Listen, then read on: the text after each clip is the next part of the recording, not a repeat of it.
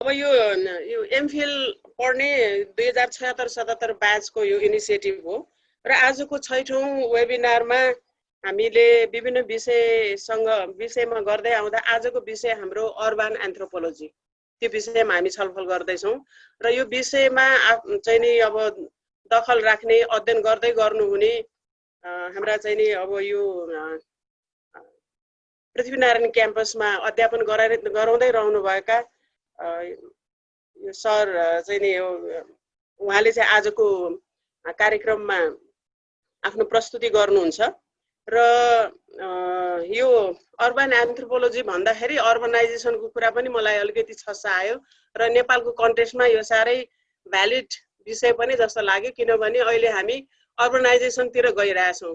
अब मिनिमम अब अहिलेको नयाँ मोडर्नाइजेसनले ल्याएको मिनिमम स्ट्यान्डर्ड पुगे पनि नपुगे पनि र बाहिरको डोनरहरूलाई हामीले यति चाहिँ नि यो डेभलप गरिसक्यौँ भनेर रिपोर्टमै ल्याउनका लागि पनि अर्बनाइजेसनको प्रोसेस अगाडि गइरहेको छ। हामीलाई थाहा छ कतिपय गाउँपालिकाहरू नगरपालिका हुँदै अब बनाउँदै गइरहेको कुरा चाहिँ छ। त्यसले गर्दा यो प्र्याक्टिकली हामी नेपालमा बस्ने अर्बनाइजेसनको प्रोसेसमा गइरहेको सन्दर्भ र हामी जस्तो एन्थ्रोपोलोजीको विद्यार्थीलाई उहाँको अनुभव, अध्ययन, इन्साइटहरू पक्कै पनि हामीलाई मद्दत हुन्छ होला। त्यसमाथि पनि अहिले हामी यो सेमेस्टरमा हामीले अब यो थेसिसको लागि चाहिँ नि प्रक्रिया अगाडि बढ्दैछ र त्यसको लागि अध्ययन गर्ने क्रममा उहाँको यो अनुभवले अझै थप मद्दत मिल्नेछ भन्ने पनि मलाई लाग्छ। साथीहरूलाई पनि त्यस्तै लागेको छ होला। सरलाई म फोरम ह्यान्डओभर गर्छु र उहाँले तपाईँले आफ्नो प्रस्तुति गर्नु होला र त्यसपछि चाहिँ साथीहरूले केही प्रश्नहरू छ, जिज्ञासा छ अथवा केही आफ्नो विचारहरू छ भने नोट गरिराखिदिनु होला र हामी पालै पालो त्यसलाई हामी चाहिँ छलफललाई अगाडि बढाउँछौँ र आजको छलफल प्रभावकारी बनाउने कोसिस गरौँ सबैजना मिलेर। साथीहरूको त्यस्तै सक्रिय सहभागिता हुन्छ भन्ने पनि मलाई अपेक्षा चाहिँ छ।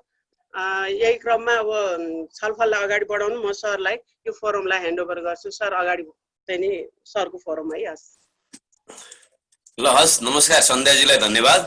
सबैलाई नमस्कार, यो शुभ प्रभात कालीन नमस्कार। म अमृत कुमार भण्डारी मानव शास्त्र विषयको उपप्राध्यापक अहिले पृथ्वीनारायण क्याम्पस पोखराको मानव शास्त्र विभागमा कार्यरत छु र अहिले म यो लकडाउनको समयमा मेरो गृह जिल्ला स्याङ्जा पुतली बजार नगरपालिका वडा नम्बर 14 बाटै हजुरहरुसँग चाहिँ यो वेबिनारमा जुटिरहेको छु र म चाहिँ अहिले त्यहाँ प्राध्यापनको अलावा म पीएचडी को एउटा विद्यार्थी पनि पीएचडी गर्दै गरेको र यो खास गरी थीसिस लेख्ने क्रममा प्रवेश गर्न लागेको विद्यार्थी र मैले चाहिँ अर्बन एन्थ्रोपोलोजीको विषय एउटा छ त्यो अहिले मैले खोलौँला, त्यसमा चाहिँ एउटा पीएचडी गर्ने जमर्को गरिरहेको छु। अब सबै साथीहरुलाई एकमुष्ट स्वागत गर्दै मेरा कुराहरु चाहिँ मलाई 25-30 मिनेट भनेको हुनाले थोरै संक्षेपमा चाहिँ नेपालमा खास गरी अर्बन एन्थ्रोपोलोजी के अनि नेपालमा यसको रिलेभेन्स कति छ त्यो कुरा गरेर अनि पछि चाहिँ यो अहिलेको जुन पेन्डेमिकको बेलामा के रे कोरोना कोभिड-19 को सन्दर्भमा चाहिँ अर्बन इस्युहरु अर्बन एन्थ्रोपोलोजीले के कसो गरिरहेको छ, गर्न खोजिरहेको छ भन्ने कुरालाई पनि थोरै हाइलाइट गर्ने प्रयास गर्नेछु।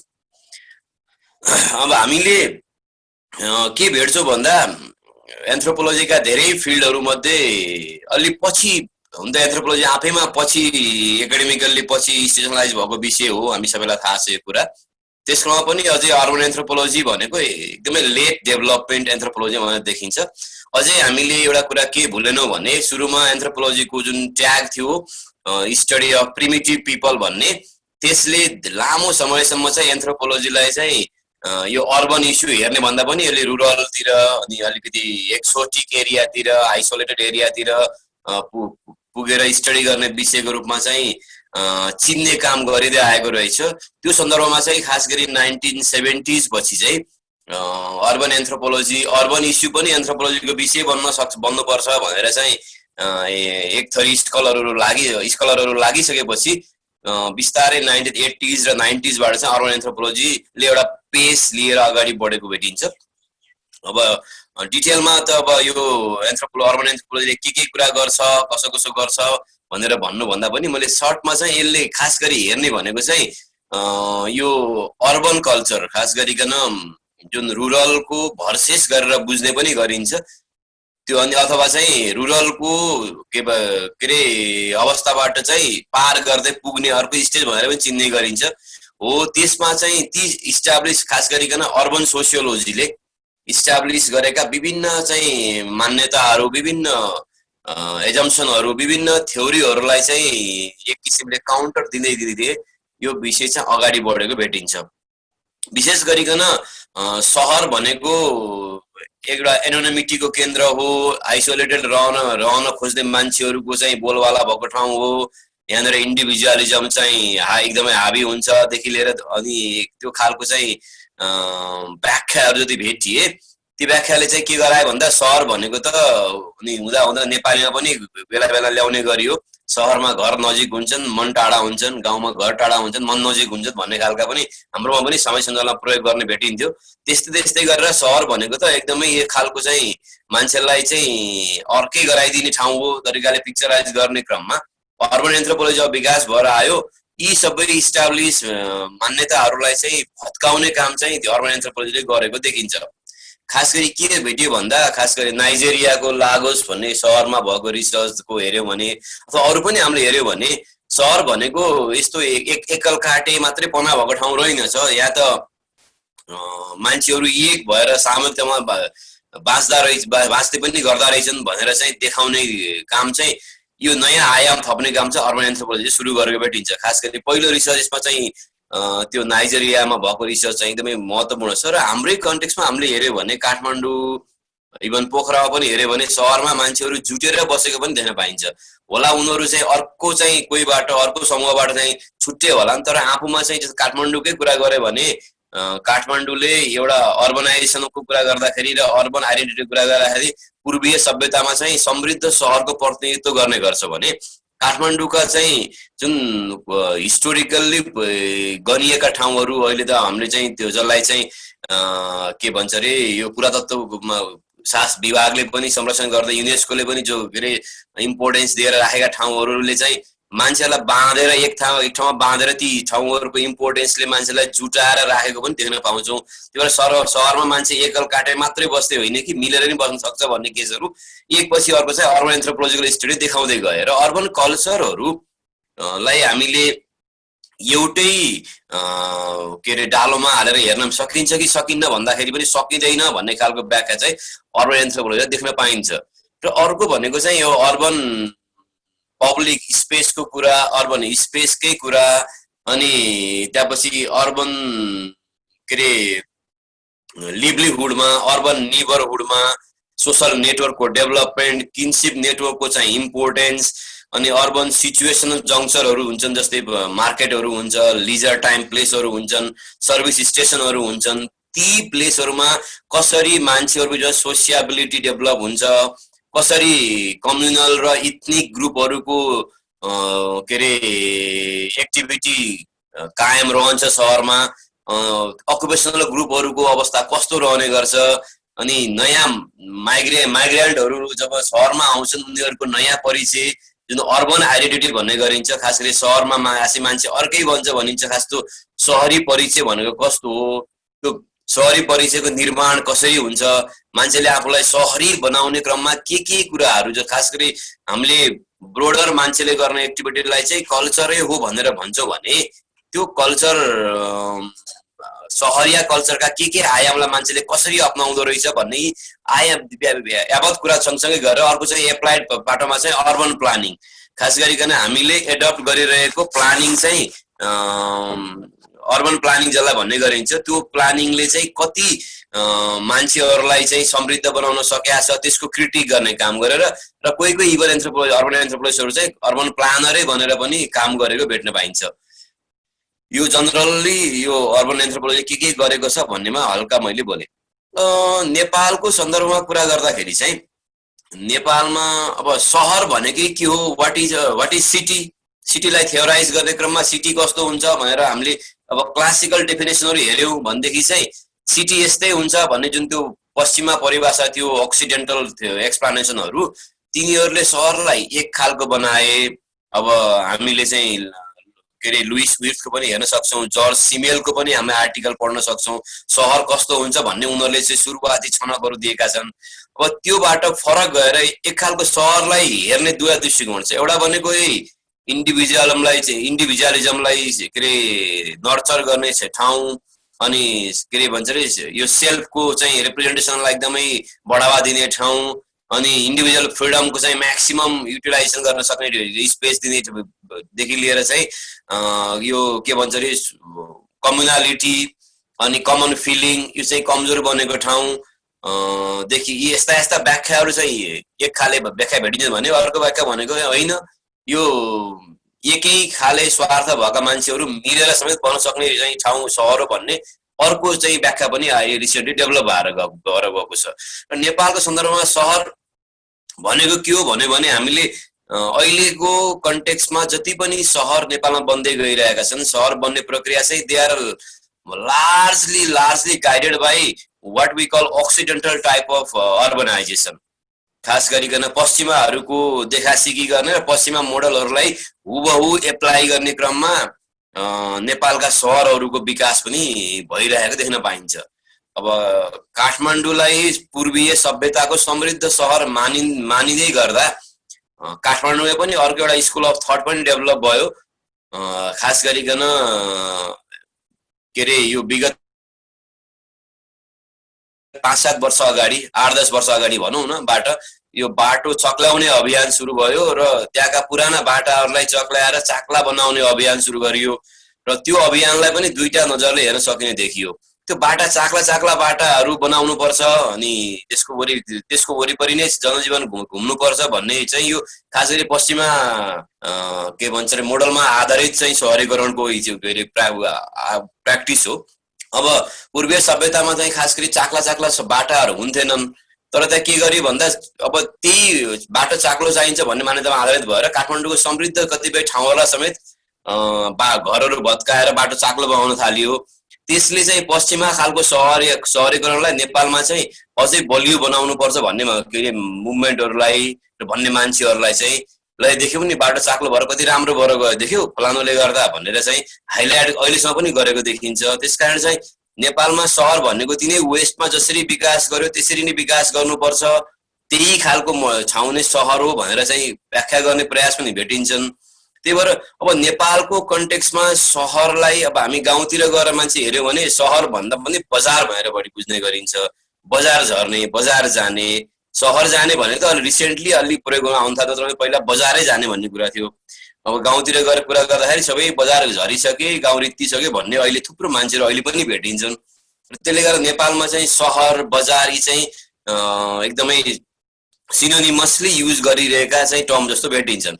अब सहर नेपालमा सहर यही हो भन्ने चाहिँ अब कोही चाहिँ सहरहरू पुरै पश्चिमा मोडल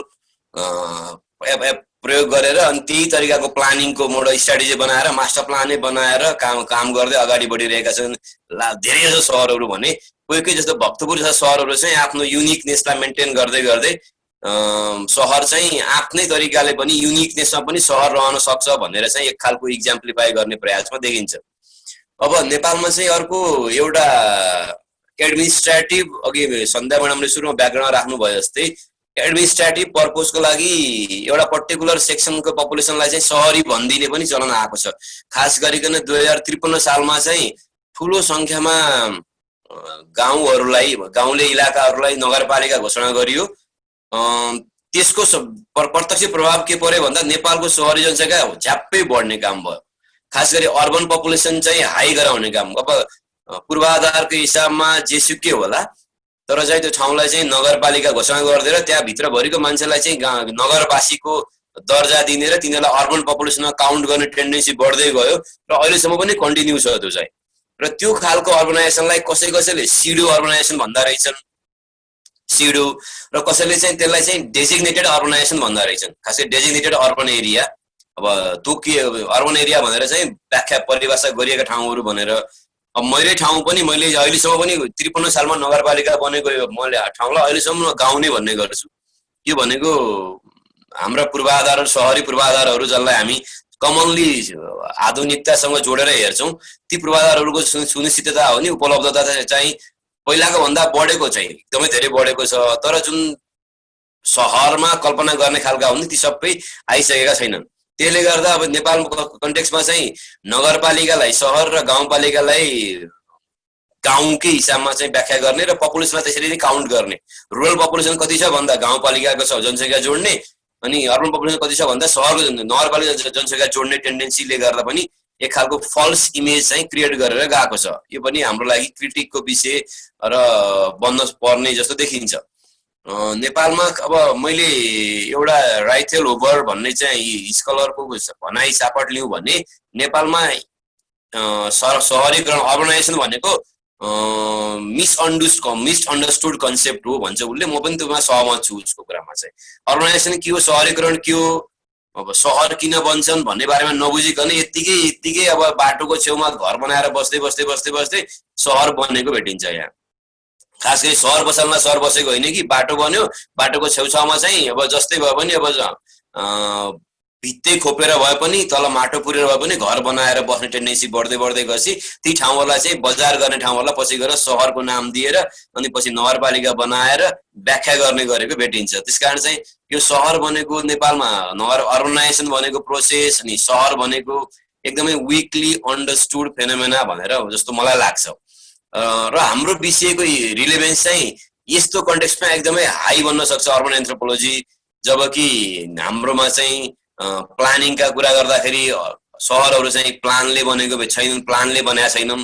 त्यसकारण चाहिँ ती प्लानिङमा चाहिँ प्लानिङै हुन्थ्यो भनेदेखि चाहिँ अब लोकल पिपलको पर्सपेक्टिभका कुरादेखि लिएर अनि लोकल पिपलको पार्टिसिपेसनदेखि लिएर अनि कल्चरल के अरे त्यो कल्चरल रिसोर्स र सोसल रिसोर्सदेखि लिएर यी सबै कुराको चाहिँ के भन्छ अरे प्रिजर्भेसनदेखि लिएर यिनीहरूलाई फोस्टरिङ गर्ने कुरादेखि सबै कुराहरू पार्ट अफ प्लानिङ बन्ने त सकेकै छैन नेपालमा।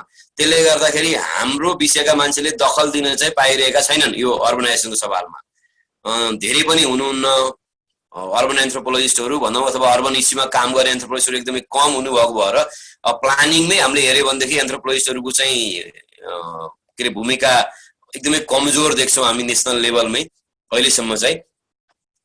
ठुल्ठुला नामहरू आए पनि प्लानिङमा चाहिँ हामीले चाहिँ एन्थ्रोपोलोजीलाई नै अगाडि बढाउने गरी एन्थ्रोपोलोजिकल आभास हुने गरी चाहिँ काम गरेकोहरू गर्न बाँकी नै थिए जस्तो देख्छु म। अनि अर्बनाइजेसनकै कुरा गरेर गर्दाखेरि यति धेरै इस्यु छन् नि, बोल्दा बोल्दै हामी चाहिँ कतिलाई समेट्ने भन्ने हुँदो रहेछ। तर चाहिँ अब मैले जेनरली भन्दाखेरि चाहिँ नेपालमा सहरको बुझाइ अनि सहरी प्रवृत्ति आनी बानी जस्तो बुटवलमा मेरो पिएचडीको खास गरी मुख्य विषय चाहिँ मैले खास गरी हेर्न खोजेको विषय गाउँबाट बुटवल सहर झर्ने मान्छेहरूको रिसर्च हो। खास गरिकन कस्तो सहरी सपना बोकेर मान्छेहरू सहर झर्छन् बुटवल सहर, अनि त्यहाँपछि त्यो बुटवल सहरमा झरिसकेपछि उनीहरूले आफूलाई सहरी बनाउने क्रममा कस्ता कस्ता उपायहरू अपनाउने गर्छन्, कसरी इन्डिभिजुअलदेखि लिएर चाहिँ आफ्नो फ्यामिलीसम्मका कुराहरूमा घर बनाउने कुरासम्ममा चाहिँ आफूले कसरी त्यो आफूमा सहरी अर्बन ट्रान्सफर्मेसन भनौँ न, आफूमा चाहिँ कसरी सहरी बनाउने भन्ने चाहिँ के अरे मुहिममा प्र्याक्टिसमा कसरी लाग्दा रहेछन् र कसरी how do they imagine of what is being urban and how do they try to how do they endeavor to reflect that imagination into practice। जसरी त्यो अर्बन इमेजिनेसन थियो दिमागमा एक खालको, त्यो अर्बन इमेजिनेसनलाई चाहिँ प्र्याक्टिकली यो रियालिटी बनाउनलाई व्यवहारमा उतार्नलाई कस्ता कस्ता कामहरू गर्दा रहेछन् त नि भनेर चाहिँ मैले मेरो रिसर्चमा हेरिरहेको छु। त्यसैको आधारमा मैले चाहिँ अहिले डाटा एनालिसिसको काम गर्ने प्रयास गरिरहेको छु। यो लकडाउनहरू त्यसैमा बितिरहेको छ यो समय चाहिँ।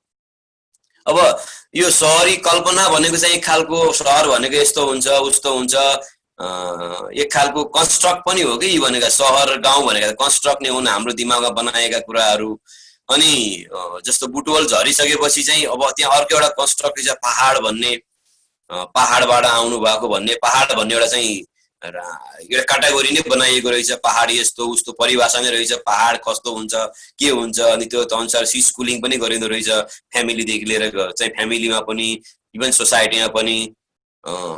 मैले इन्टरभ्यू लिएका धेरै मान्छेहरूले चाहिँ मलाई दिएको एउटा इम्पोर्टेन्ट कुरा के थियो भन्दाखेरि मेरो सबभन्दा ठुलो ध्यान चाहिँ त्यो पहाड फेरि फर्कन नपर्यो हुन्थ्यो भन्नेमा थियो भन्ने चाहिँ भेटियो। त्यो पहाडलाई चाहिँ त्यसरी चाहिँ त्यो पहाड भनेर चाहिँ भन्ने व्याख्या गरेको भेटियो। पहाडलाई चाहिँ एक खालको चाहिँ के भन्छ यसलाई अब ठुलै कुरा बनाएर त्यहाँ फेरि फर्कनु भनेको पराजित हुनु हो अथवा चाहिँ आफूले प्रगति नगरेको भनेर साबित हुनु हो भन्ने तरिकाले पनि लिइदो रहेछ जस्तो मलाई देखेँ मैले। त्यसले गर्दा यो सहर भनेर चाहिँ मान्छेले चाहिँ प्रेस्टिजको विषय, आफ्नो चाहिँ स्ट्याटसको विषय, सहरी बन्नु भनेको अरूभन्दा आफूलाई डिस्टिङसन हासिल गर्ने, आफूलाई डिस्टिङ बनाउने विषय, डिस्टिङसनको विषय त्यसरी पनि आफूलाई व्याख्या गरेको भेटियो। जस्तो सहर झर्दै गरेको एउटा भाइले चाहिँ के अरे कलेजको पहिलो दिन चाहिँ घरमा आएर आफ्नो चाहिँ सर्ट हेरेको रे उसले, मेरो एउटा इन्फर्मेन्टले भनेको कुरा चाहिँ त्यो सर्ट चाहिँ त्यो आफ्नो कलेजमा सबैको सर्ट चाहिँ एकदमै चिटिक्क परेका थिए, आफ्नो सर्ट चाहिँ अलिकति खुम्चेको देखेर चाहिँ सबभन्दा उसको भोलिपल्टबाट ध्यान भनेको कसरी त्यो खुम्चाइ चाहिँ एउटा पनि नदेखिने पाउन सकिन्छ भनेर त्योतिर म लागेँ भन्थे उसले। त्यो भनेको ड्रेसअपमा थियो एउटा सानो चाहिँ उसले गरेको प्रयास। यसको मतलब सहरी भन्ने हाम्रो दिमागमा एउटा एक खालको चाहिँ परिभाषा छ, परिचय छ, सहर यस्तो उस्तो, सहरमा यस्तो हुन्छ, यस्तो गरे सहरी भइन्छ, यसो गर्नु हुँदैन, यसरी खानुपर्छ, यसरी खानु हुँदैन, यस्तो व्यवहार गर्नुपर्छ, यो गर्नु हुँदैन, मेनी डुज एन्ड डोन्ट्सहरू मान्छेले चाहिँ दिमागमा बनाएर त्यसलाई बिस्तारै एप्लाई गर्न खोज्दा रहेछन्। त्यही क्रममा चाहिँ अब यो गर्दाखेरि सहरी भइन्छ, यो गर्दाखेरि सहरी होइन है, यो चाहिँ गाउँलेहरूले गर्ने हो, इभन पाखेहरूले बुट्टीहरूले गर्ने भनेर पनि त्यो खालको चाहिँ क्याटेगोराइजेसन गरेको भेटिँदो रहेछ। यी सबै कुराहरूले चाहिँ नेपालको सहरी के अरे प्रवृत्ति, सहरी व्यवहार र इभन सहर केन्द्रित मानसिकतालाई चाहिँ रिप्रेजेन्ट गरेको मैले भेट्छु। जस्तो हामी स्याङ्जा र पोखराको कुरा थोरै मैले जोडेँ भने हजुरहरूले धेरैजना कतिजना यहाँ स्याङ्जाबाट हुनुहुन्छ थाहा छैन। स्याङ्जालाई धेरैबाट पहिलेबाट चाहिँ स्याङ्जा चाहिँ टाँठा बाठाको जिल्ला, पढेकाको जिल्ला, सरकारी कर्मचारीहरूमा चाहिँ एकदमै राम्रो प्रतिनिधित्व भएको जिल्ला भनेर चिन्ने गरिन्छ। तर यहाँ हामीले स्याङ्जाका मान्छेहरूले बिर्सेको अथवा महत्त्व नदिएको कुरा के हो भन्दा नेपालमा पपुलेसन ग्रोथ रेट नेगेटिभ भएका जिल्लाहरूमा स्याङ्जा चाहिँ सायद टप 3 मै पर्छ होला। पपुलेसन ग्रोथ रेट त्यसरी मजाले घट्दै गएको छ। र मुख्य भनेको चाहिँ पोखरा र स्याङ्जा र उता चाहिँ बुटवलसँगको माइग्रेसन चाहिँ जिम्मेदार देखिन्छ। यहाँका मान्छेहरू पोखरा, बुटवल र काठमाडौँ जाने भनेको चाहिँ ओभरअल देशकै लहरको कुरा हो, त्यसलाई त मैले के भनिनँ। तर पोखरा किन झर्छन्? अनि पोखरा यहाँको जस्तो हाम्रो पुतली बजार नगरपालिका मान्छेहरूको पोखरा एकदमै नजिकको केन्द्र बनाएको छ। पोखरा जानु भनेको यहाँनिर इज्जतको विषय पनि बनाएको छ। स्याङ्जा बजारमा गएर कुरा गऱ्यो भने फलानु पसल त बन्द भएछ नि है, कता गयो भनेर सोध्यो भने पोखरा सहरै भन्छन्। पोखरा किन सहरै भन्दा हेर्नुहोस् भाइ, यो स्याङ्जामा 50 लाख कसैले कमायो भनेपछि त्यो स्याङ्जा छोड्छ त्यसले भनेर भन्ने एउटा त्यसरी चाहिँ एकजनाले व्याख्या गरेको मैले के भेटेँ। यसको मतलब के भन्दा सानो ठाउँलाई भन्दा ठुलो ठाउँमा जाँदाखेरि चाहिँ आफू चाहिँ अलिकति फरक बन्छु भनेर एक खालको स्ट्याटसको विषय हुँदा फेरि उसका त्यो जो त्यहाँबाट जान्छ उसका पनि धेरै बाध्यताहरू होलान्, उसका पनि आफ्नै कुराहरू होलान्। तर यो इमेजिनेसन चाहिँ सहरी इमेजिनेसन चाहिँ एक खालको चाहिँ कङ्क्रिट बनेर बसिसकेपछि त्यही अनुसार मान्छेलाई एक्सनमा लाँदो रहेछ भन्ने चाहिँ जस्तो मलाई लाग्छ। अब यो थियो नेपालमा के अरे अर्बनाइजेसन, अर्बन इमेजिनेसनका कुराहरू र अर्बन फिलिङका कुराहरू। र अहिले आएको चाहिँ यो नयाँ विषय आएको छ कोभिड भन्ने। यो कोभिड र सहरको कुरा गर्दाखेरि चाहिँ धेरै इन्ट्रेस्टिङ कुराहरू चाहिँ क्वेसनको रूपमा कि ममा भरिएका छन्। अहिले उत्तर पाइसकेको छैन मैले। जस्तो कोभिडले अब खास गरिकन मैले देखेको चाहिँ अर्बन एन्थ्रोपोलोजीको एकदमै राम्रो विकास भएको भनेको युरोप र अमेरिका हो। र युरोप र अमेरिकामा चाहिँ कोभिडबाट उनीहरू पुरै बाहिर आउन नसकेको हुनाले चाहिँ त्यहाँ चाहिँ अब हेल्थ रिसर्चका थुप्रो आर्टिकलहरू बाहिर आएका छन्। यति बेला यो पेन्डेमिकको बेलामा चाहिँ हेल्थ रिसर्चका आए, अनि अरूका आए, इकोनोमिक स्टडिजहरूको पनि आए, धेरै कुरा आए। तर हाम्रो यो सोसियो कल्चरल स्टडीहरू हाम्रो विषयले सम्बोधन गर्ने मुख्य कुराहरू स्टडी हुन बाँकी नै रहेछन् अझैसम्म पनि, किनकि तिनीहरू ती ठाउँहरू बौरिसकेको छैनन्। तिनीहरू जुन खालको चाहिँ यो ह्याभोक क्रिएट गर्यो नि यो पेन्डेमिकले, त्योबाट यिनीहरू बाहिर निस्कन सकिरहेकै त्यही भेटिँदैनन्। त्यसले गर्दा आर्टिकलहरू चाहिँ आइसकेका छैनन्, तर इस्युहरू चाहिँ भेटिएका छन्। जस्तो हामीले अर्बन एन्थ्रोपोलोजीका फोरममा चाहिँ कुराकानी गर्दाखेरि आएको छन्। जस्तो ती सहरहरू जस्तो न्युयोर्ककै कुरा गर्दाखेरि चाहिँ हामीले अमेरिकाको न्युयोर्कबाट चाहिँ हाम्रो नेपालमा चाहिँ लकडाउन सुरु भएपछि धेरै मान्छे काठमाडौँ छोडेर बाहिरतिर हिँडे, हामीले सब धेरैले देख्यौँ, पढ्यौँ, सुन्यौँ। तर न्युयोर्कमा चाहिँ बाहिर मान्छे हिँडे, तर कस्ता हिँडे भन्दा त्यहाँका सबभन्दा धनीहरू हिँडे भनेर भर्खरै आएको छ एउटा आर्टिकलमा चाहिँ। धनीहरूले 5% पपुलेसनहरू चाहिँ धनी थिए, छोड्ने मध्ये भनेर आएको छ एउटा रिसर्चमा, एउटा न्युजमा रिसर्च आर्टिकलै हो त्यो, त्यसमा आएको छ। प्रिलिमिनरी स्टडीमा चाहिँ खास गरिकन यो धनीहरूले चाहिँ त्यो सिटी सेन्टरलाई छोडेर अलि चाहिँ सुरक्षित जस्तो लागेको ठाउँतिर जाने टेन्डेन्सी चाहिँ त्यतातिर देखिएको रहेछ अहिले चाहिँ। अब भोलिको सहर कस्तो रहला, पोस्ट कोभिड यो सहर कस्तो रहला? हामीले देख्यौँ सहरहरू त एकदमै नराम्रोसँग तबाहीको लाइनमा गइरहेका छन्। ठुल्ठुला सहरहरू मात्रै कति स्पेनका कुरा पढ्यौँ, हामीले इटालीका कुरा पढ्यौँ। सहरमा जम्मा दुईवटा काम हुन्थे, त्यो भनेको कि त स्वास्थ्य कर्मीको गाडी चल्थे कि सुरक्षाकर्मीको गाडी चल्थे। तीमध्ये पनि धेरै लासलाई व्यवस्थापन गर्नको लागि अथवा चाहिँ अरू त्यही पेन्डेमिकका चाहिँ विभिन्न कुरामा रेस्पोन्स गर्नको लागि भनेर चाहिँ सहरको एक्टिभिटी नै पुरै सहर चाहिँ it look like an empty city एउटाको चाहिँ व्याख्या थियो। मलाई त मेरो सहर एकदमै सस्पेन्डेड जस्तो लागिरहेछ, सस्पेन्डेड सिटी हो कि जस्तो लागिरहेको छ भन्ने एउटाको व्याख्या पढ्न पाएको थिएँ एउटा आर्टिकलमा मैले भने। अर्कोमा चाहिँ एम्प्टी सिटी, मेरो सहर त केही पनि छैन यसमा, अब न सहरको लाइफ छ न सहरको चाहिँ विशेषता छ, nothing is there now, my सहर इज अ भोइड अरे, पुरै जिरो बनिसक्यो भन्ने छ। अनि अर्को भनेको चाहिँ यस क्रममा हामीले देखेको भनेको तत्कालै देखेको भनेको चाहिँ यो प्रत्येक हाम्रो नेपाल मात्रै होइन प्रत्येक देशमा चाहिँ यो आइसोलेसनको मेजर जे अपनाइयो तिनले चाहिँ मान्छेहरूलाई चाहिँ हुन त त्यसको उद्देश्य भनेको भाइरस ट्रान्समिसनलाई रोक्न थियो। तर what has been found is that the isolation measures that have been taken to reduce virus transmission, they have second dynamics of sociability. What is evident in various cities across the world is that now there is a kind of disruption in the social life. Public space, urban anthropology को मुख्य research को विषय हो public space. अब public space को use त पुरै तबाह भएर गयो। जो पब्लिक स्पेसमा आधारित भएर बसेका थिए तिनीहरू चाहिँ पुरै त्यहाँबाट चाहिँ विस्थापित भएर हिँडे। तिनीहरू कहाँ छन् भन्ने रिसर्च त गर्नै भ्याइएको छैन, कति रहे कति रहेन। सोसियाबिलिटी हराएर गयो। अझै त्यहीमाथि सुरुमा WHO ले नै के गर्यो भन्दा सोशल डिस्टेन्सिङ भन्यो। अब त्यो सोशल डिस्टेन्सिङको मिनिङ चाहिँ खास गरिकन यो इन्डिभिजुअल के यो खास गरी कपलमा आधारित थियो। तपाईहरु एज अ कपल चाहिँ यो काम गर्नुहुन्न है पेन्डेमिकको बेला। यस्तो यो यस्तै त्यति बेला त पेन्डेमिक पनि बनिसक्यो, बन्ने क्रममा थियो। यसमा जोगिनको लागि यो गर्नुपर्छ, कपल पनि यसरी छुट्टिएर बस्नुपर्छ, try to practice social distancing भनेर भन्यो।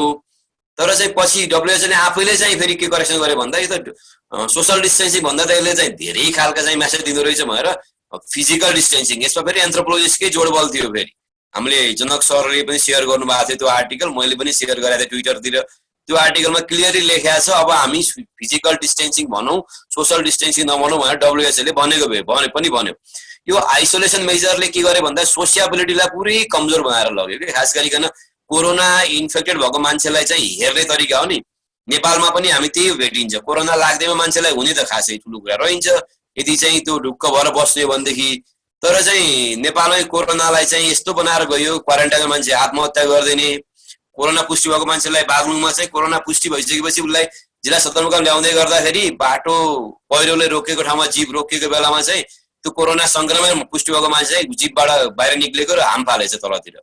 ऊ घाइते अवस्थामा उसलाई रेस्क्यु गरियो। यसको मतलब त्यो समाजले पनि एक खालको जुन खालको व्याख्या गर्यो चाहिँ कोरोनालाई, पहिला चाहिँ जुन कोर भन्ने थियो एउटा कुष्ठरोगलाई, त्यही खालको व्याख्या पनि गर्न खोजेको जस्तो पनि देखियो। अनि नेपालमा त फेरि सेग्रिगेसन गर्ने, इभन विदेश गएका मान्छेको घरै रङ्ग्याउने, विदेश गएका मान्छेहरूलाई छुट्टै विदेश गएका परिवारलाई छुट्टै तरिकाले चाहिँ हेर्ने त्यो व्याख्या पनि गरियो, इभन नोटिसै जाहेर गर्ने, माइकिङ गर्ने पनि काम गरियो। अनि सँगसँगै यो लेटेस्ट विदेशमा चाहिँ खास गरी यो युरोप र अमेरिकामा यो कोरोना एकदमै महत्त्वपूर्ण भएर किन गयो भन्दा यसले मारेको पपुलेसन चाहिँ एउटा होला, यसलेबाट मरेका चाहिँ आफैमा दुःखद छ। तर यो अहिलेको यो पेन्डेमिकमा चाहिँ धेरै मर्ने भनेको चाहिँ मिडल र अप्पर क्लासका हो। त्यसले गर्दा यसले असर पारेको वर्ग भनेको अप्पर र मिडल फ्यामिली बढी भएको हुनाले चाहिँ यसले मिडल क्लास फ्यामिली बढी भएको हुनाले चाहिँ यसले बढी अझ चाहिँ के अरे प्रचार पारेर गयो। यस्तै सायद यो पेन्डेमिक मात्रै यो पुअर अथवा चाहिँ भुइँ मान्छेहरूमा बढी लागेको हुन्थ्यो भनेदेखि सायद यो त्यत्रो व्यापक हुन्थेन जस्तो लाग्छ मलाई कता कता। किन भन्दा जुन देशमा पनि हेऱ्यो भने जस्तो ल्याटिन अमेरिकन आर्टिकल देशका ब्राजिलका अर्जेन्टिना कुरा पढ्यो भने यो देशमा यो भाइरस ल्याएको भनेको धनीहरूले भनेर आर्टिकलै निक्लेको छ। उनीहरूले लिएर आइदिए, जो विदेश थिए, युरोपतिर थिए लग्जरीको लागि गएका, तिनीहरू चाहिँ उहाँबाट पेन्डेमिक सुरु भएपछि भागेर आउने क्रममा त्यो रोग बोकेर ल्याए। यहाँका मान्छेहरूले अब भोग्न परिरहेछ भन्ने खालको व्याख्या पनि भेट्न पाइन्छ सामाजिक सञ्जालहरूमा।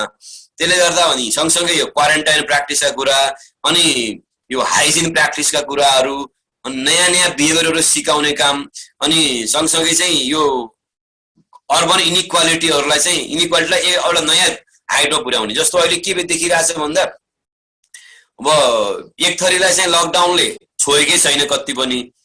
जस्तो अब पास लिन सक्नेहरूलाई, सरकारी निकायमा पहुँच हुनेहरूलाई, मिडल क्लासका मान्छेहरू, नेपाली कन्टेक्स्टमा कुरा गर्दैछु मैले, यिनीहरूलाई चाहिँ लकडाउनले खासै छोएको छैन। मुभमेन्ट पनि भइरहेको छ, पास वा कुनै सहारामा।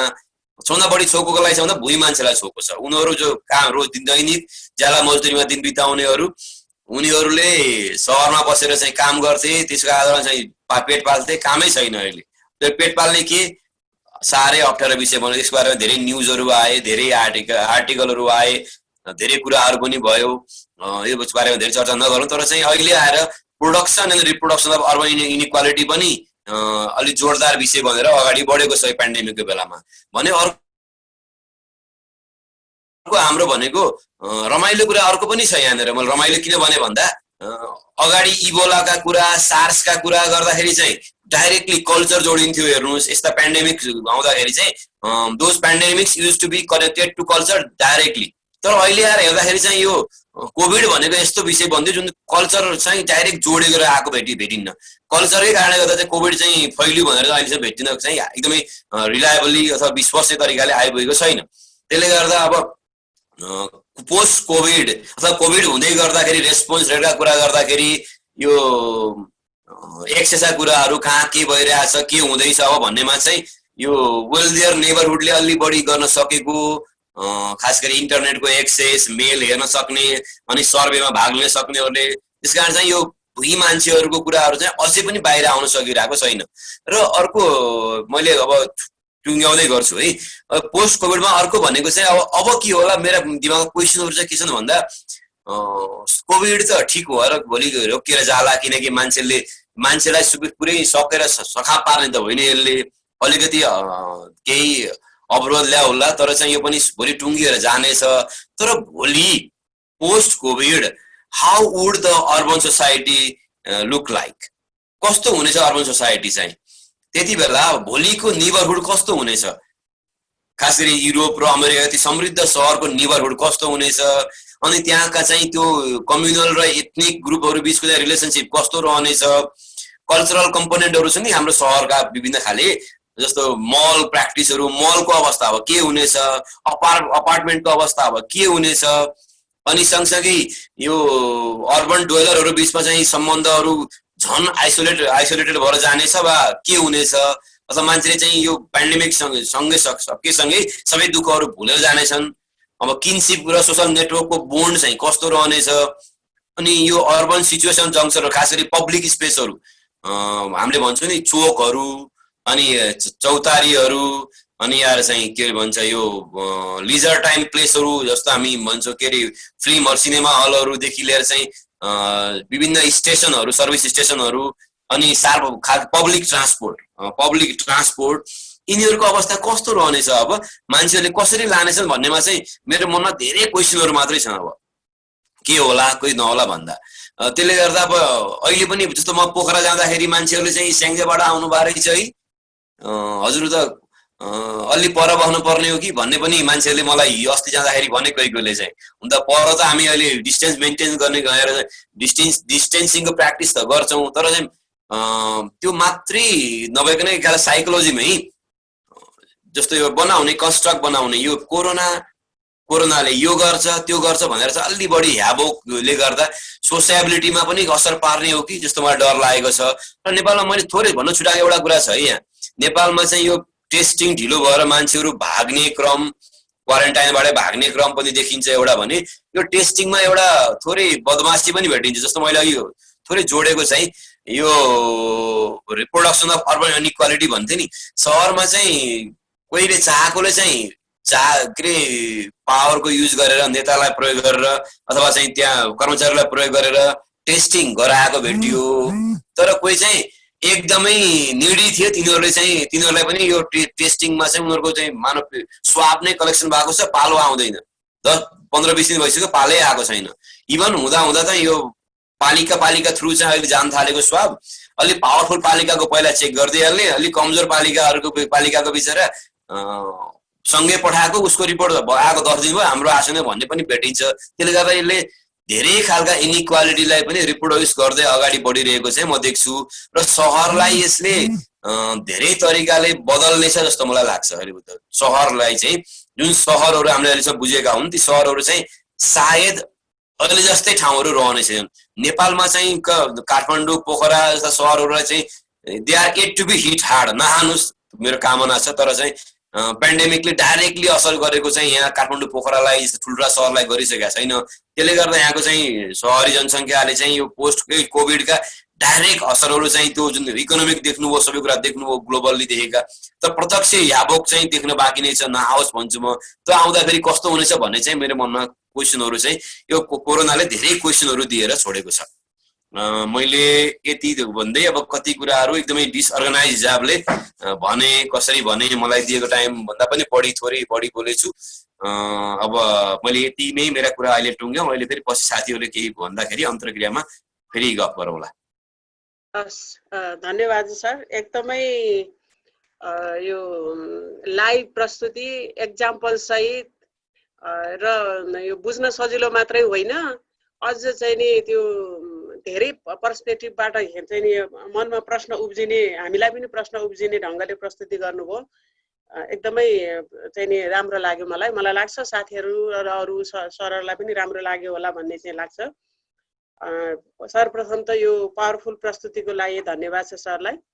अनि यो भन्दै गर्दाखेरि अब अलिकति फोरमलाई ओपन गर्ने क्रममा मैले सरले भनेका धेरै कुरा मध्येमा 1-2 कुरालाई चाहिँ हाइलाइट मलाई लागेको कुरा राख्न चाहन्छु।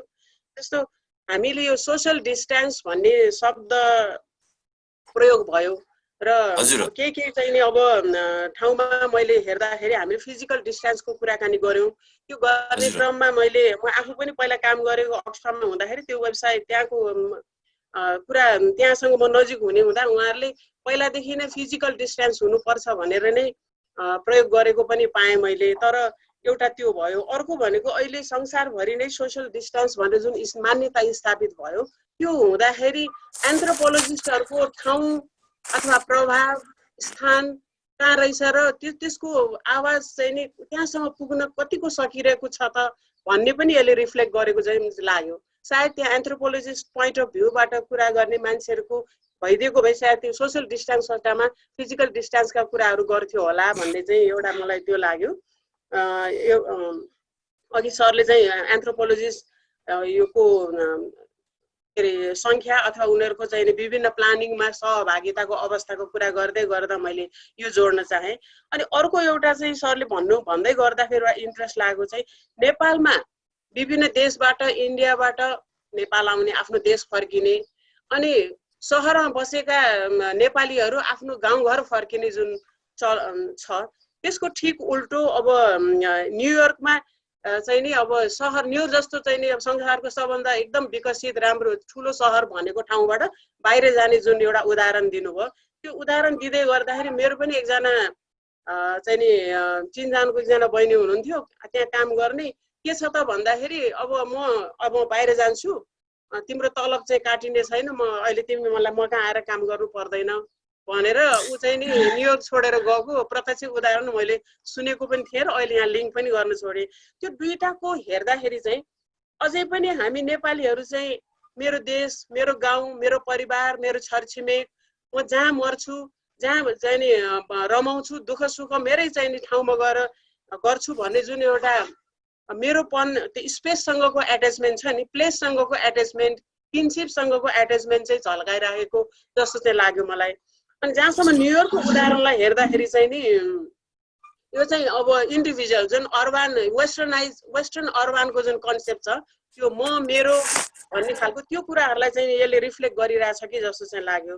र अर्को भनेको आइसोलेसनले गर्दाखेरि जुन यो सोसियल डिस्टेन्सका कुरा, अनि त्यसपछि गएर चाहिँ नि स्टिग्मेटाइज गर्ने कुरा, अनि इनइक्वालिटीका कुराहरू, अनि त्यस्तै गरिकन यसले यो पोभर्टीलाई चाहिँ पोलराइजेसन पनि गर्ने काममा चाहिँ कन्ट्रिब्युट गरिरहेछ कि भन्ने चाहिँ सुन्दै गर्दा त्यस्तो लाग्यो। मैले सानो 2-3वटा कुरा मैले यो फोरममा मैले आफ्नो कुरा चाहिँ राखिहालेँ।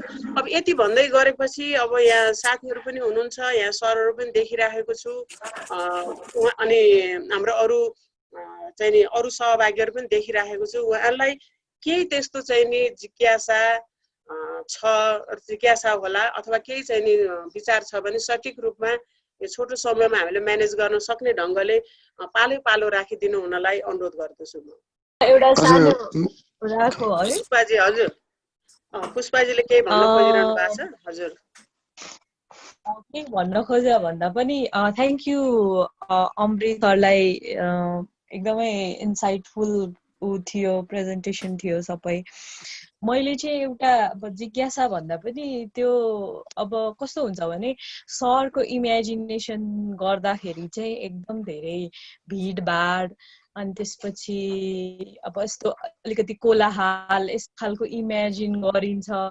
अनि त्यसको अपोजिटमा चाहिँ अब गाउँको अब त्यो लङ्गिङनेस चाहिँ कस्तो हुन्छ भने गाउँमा शान्त हुन्छ, के भन्छ आनन्द आउँछ, यस्तो ठाउँमा बस्न पाए हुन्थ्यो भन्ने एक खालको लङ्गिङनेस हुन्छ मान्छेको त्यो इमेजिनेसनमा चाहिँ। अनि फेरि अब त्यो अपर्च्युनिटीदेखि हरेक चिजहरू सहरमा हुन्छ, फेरि माइग्रेसनको कुरादेखि हरेक चिज हुन्छ। तर जुन त्यो इमेजिनेसन हुन्छ नि हाम्रो पपुलर इमेजिनेसनमा चाहिँ सहर चाहिँ भिड कोलाहलको ठाउँ हो भन्ने हुन्छ। त्यो खालको इमेजिनेसनको चाहिँ कसरी आयो होला? यो के त्यो हाम्रो के भन्छ आयातित इमेजिनेसन नै हो अथवा हाम्रो लिभड एक्सपिरियन्सबाट आएको इमेजिनेसन हो, के होला? म त्यति मात्र जिज्ञासा हो। म अहिले बोलिहालौँ के गरौँ? हुन्छ सर, मलाई पनि एउटा सानो क्युरियोसिटी थियो। अब सायद यो इमेजिनेसन कुरा गरेपछि पनि रिलेटेड हुन्छ होला। मेरो पनि यो अर्बन र रुरलको कन्टेक्स्टमा अलिकति एउटा जिज्ञासा सर, अहिले गरौँ? हुन्छ सायद पुष्पाजीकोमा रिलेभेन्टै हुन्छ होला। पुष्पाजीलाई एन्सर गर्दाखेरि मेरो त्यो जिज्ञासालाई पनि सल्भ हुन्छ होला जस्तो लाग्छ। अघि सरले भन्नुहुन्छ जस्तो यो अर्बनको म फुर्बा मोक्तान सर, म अहिले एन्थ्रोपोलोजीको एमफिलको विद्यार्थी हो सर। अनि जस्तो यो इमेजिनेसन सरले भन्नुभयो जस्तो अब अलिकति जहिले पनि अहिलेसम्मको इमेजिनेसन के छ सहरको भने समृद्ध, राम्रो, अपर्च्युनिटी, भेरी गुड रिसोर्सेस भन्ने छ। अनि गाउँ भनेको त्यसको उल्टो छ भनौँ न। अब अलिकति डेभलपमेन्ट र अन्डर डेभलपमेन्टसम्म यसको लिङ्क गर्छ। तर यो कोभिड जब आयो, कोभिडले चाहिँ त्यो डेफिनेसनलाई अलिकति चाहिँ चेन्ज गराएको। जस्तो सरले पनि भन्नुभयो पहिला मान्छेहरू सहरबाट गाउँ फर्किनु पर्यो भने चाहिँ त्यो एउटा लज्जाको विषय अथवा डिग्निटीको इस्यु पनि हुनसक्ने। तर अहिलेको अवस्थामा चाहिँ मान्छेहरू चाहिँ एकदम त्यो आफ्नो ब्याक टु नेचर प्रकृतितर्फ फर्क भने जस्तो खालको चाहिँ गाउँमा फर्किँदाखेरि चाहिँ उनीहरूलाई त्यो अलिकति उनीहरूलाई लाज भन्दा पनि यो चाहिँ एक किसिमको चाहिँ यो गाउँमा चाहिँ जोडिँदाखेरि ठिकै हुन्छ, हामी गाउँमा जानुपर्छ भन्ने किसिमको उनीहरूलाई त्यो हिँड्दा बोध त केहीमा त होला। तर पहिला चाहिँ जतिको त्यो पहिलाको एउटा स्टेरियोटाइपिक हिंसाबोध थियो त्यो चाहिँ अलि नभए हो कि भन्ने मैले आफ्नो चाहिँ मलाई फिल भयो क्या। जस्तो गाउँमा चाहिँ मान्छेहरू धेरै मान्छेहरू गाउँमा जाँदाखेरि चाहिँ उनीहरूलाई गाउँमा उनीहरू चाहिँ they welcome people from village, they welcome very well क्या उनीहरूलाई। मतलब त्यो अलिकति यो स्टिग्माको पर्सपेक्टिभ चाहिँ छ, भेरी नाइस त्यो मतलब त्यो वान एस्पेक्ट। जस्तो कोही बाहिरबाट आयो भने रोग सारे कि भन्ने छ, तर पनि जो काठमाडौँबाट गाउँ जाँदाखेरि अथवा चाहिँ अलिकति सेफै छ भन्ने कुरा गर्दाखेरि चाहिँ उनीहरू मोर अलिकति अट्याच्ड भएको होइन। अब गाउँमा चाहिँ त्यो गाउँको रिलेसन चाहिँ पहिलाको जुन छ त्यो सहर गाउँको रिलेसनलाई चाहिँ यसले यो कोभिडले पनि अझ त्यो चाहिँ त्यो ग्यापलाई चाहिँ कम गरे हो कि जस्तो चाहिँ मलाई फिल भयो भएर यसमा सरले कसरी हेर्नु भएको छ भनेर त्यही। जस्तो पुष्पाजीले भन्नुभएको थियो नि यो भिडभाड इमेजिनेसनको कुरा गर्नुभएको थियो, अर्बन इमेजिनेसनमा भिडभाड यताउति भन्ने ठाउँ होइन। यो हामीले जहिलेदेखि यो अर्बन एग्लोमेरेसन भन्ने एउटा टर्म छ, हामीले सहरको विकासक्रम हेऱ्यो भने सायद हजुरले पढ्नु पनि भएको छ होला। अर्बन भन्ने वर्ड आफैमा ल्याटिन वर्ड युआरबी, अब त्यसको प्रोनाउन्सिएसन के हुन्छ भन्दा पनि युआरबीबाट आएको छ। यसलाई अर्ब भनेर भन्छु मैले चाहिँ। त्यो अर्ब भनेको चाहिँ सिभिलाइज भनेर बुझिँदो रहेछ। अनि यसको यो अर्बनाइजेसनको सुरुवात हामीले कहाँबाट चाहिँ भएको छ भनेर हेर्दाखेरि सुरुका समृद्ध सहरहरू जुन मेसोपोटामियाका सहरहरू, इजिप्टका सहरहरू कुरादेखि हेरेर त्यति बेला चाहिँ सहरको परिभाषा त्यहाँदेखि अहिलेसम्म हेर्दाखेरि चाहिँ more people are dense population in small place भन्ने रहेछ। त्यसकारण चाहिँ यो थ्योरिटिकल्ली नै एक खालको इस्टाब्लिस जस्तो मान्यता के भन्दा सहर भनेको थोरै ठाउँमा त धेरै मान्छे हुन् भनेपछि भिडभाड त अवश्य भइहाल्दो रहेछ। अनि त्यो भिडभाड भनेको चाहिँ तर अहिले आएर चाहिँ यो अर्बन प्लानिङको कन्सेप्टले भिडभाडलाई चाहिँ के भन्दो रहेछ भन्दा भिडभाड चाहिँ यो अर्बन के अरे प्लानिङमा भएको फल्टको रिजल्ट हो भनेर भन्दो रहेछ। तर हामीमा के छ भन्दा यो भिडभाडलाई कसरी हेर्ने भने पनि दुई तिनवटा दृष्टिकोण हुँदो रहेछन् कि कसैले चाहिँ भिडभाडलाई रमाइलो मान्ने, मन पराउने, धेरै मान्छे भएको भएर मन पराउने। र हामीमा चाहिँ के भन्दा सहरमा चाहिँ सहर किन मनपर्छ भन्दा यो खालको चाहिँ के भन्छ मोबिलिटी, अनि त्यो मोबिलिटीले गर्दा अनि एक खालको सम्बन्धले गर्दा नयाँ नयाँ मान्छेहरूलाई भेट्न पाइने गर्दा मलाई रमाइलो लाग्छ भन्नेहरू भेटिँदा रहेछन्। त्यस कारण हामीमा चाहिँ यो सहर भनेको भिडभाड भनेको कतिले इन्जोय नै गरेर लिँदा रहेछन्। सुरुमा यो भिडभाड चाहिँ एक्सपेक्टेड भिडभाड चाहिँ हुन्छ नै हुन्छ भनेर पहिले चाहिँ मेन्टल्ली प्रिपेयर भएर गएको र त्यसलाई चाहिँ फरक रूपमा नलिने गरेको भेटिन्छ भने कतिलाई चाहिँ भिडभाड मन पर्छ। खास गरिकन सहरमै जन्मी हुर्केकालाई चाहिँ भिडभाडबाट चाहिँ केही समय बाहिर जान पायो भने आनन्द हुन्थ्यो भन्ने चाहिँ भेटिन्छ। तर गाउँबाट सहर झर्नेहरू जस्तो मेरै वरिपरिबाट सहर झर्नेहरूले चैतमा मलाई चैतको आधी चैत सकिने बेलासम्म भन्ने गरेको कुराहरू अहिले भन्ने कुरामा आकाश जमिन अन्तर छ। हेर्नुहोस् मैले के बुझेँ भन्दा त्यति बेला चाहिँ बर्बाद भयो, गाउँ आउनै पाइएन, यता के पोखरा या काठमाडौँमै अल्झियो गाँठे भनेर भन्ने मान्छेहरू अहिले चाहिँ नआएर ठिकै गरिएछ, यत्रो बेर चाहिँ हामी क्यारेर बसिन्थ्यो होला, यहीँ बसेर ठिक भएछ भन्ने खालको यसको मतलब के भन्दा त्यहाँ ऊ चाहिँ यसरी इन्टिग्रेट भइसक्यो कि त्यहाँ कम्पोनेन्टको पार्ट बनिसक्यो कि उसले लामो समयसम्म त्यहाँ डिट्याच हुन चाहँदो रहेनछ भन्ने पनि देखिएको हो कि जस्तो पनि मलाई लाग्यो। त्यसले गर्दा यो भिडभाड भनेको चाहिँ यो सहरको खास गरी समाजशास्त्रीहरूले अनि डेमोग्राफरहरूले भन्ने परिभाषामा पर्ने भएको हुनाले चाहिँ भिडभाडलाई यो पपुलर इमेजिनेसनलाई चाहिँ मैले चाहिँ अब ठिकै तरिकाले हेर्छु, ठिकै हो जस्तो लाग्छ मलाई। यो त भिडभाडलाई मन पर्ने नपर्ने कुरा चाहिँ त्यो ओरिएन्टेसनमा भर पर्दो रहेछ। अनि फुर्बाजीले भनेको कुरा चाहिँ मेरो के यो ब्याक टु नेचर भइरहेको छ भन्ने कुरालाई, अनि अर्को चाहिँ यो के भन्छ अरे पपुलर इमेजिनेसन हो नि खास सहर यस्तो हो भनेर, तर त्यो बेला चाहिँ डिकन्स्ट्रक्ट भएको हो कि जस्तो लाग्यो भन्नुभएको छ। कुरा त ठिकै पनि हो, तर हामीले पहिल्यैदेखि नै धेरै पहिलाबाट चाहिँ हामीले हेऱ्यौँ भनेदेखि चाहिँ जहाँ अर्बनको कुरा आएको छ नि त्यहाँ डाइकोटोमी बनाउने कि रुरल अर्बन डाइकोटोमी क्रिएट गरेर चाहिँ रुरल भर्सेस अर्बन गराएर चाहिँ व्याख्या गर्ने चाहिँ एकदमै पपुलर व्याख्या हो। यो चाहिँ धेरै पहिलादेखि गर्दै आइएको हो।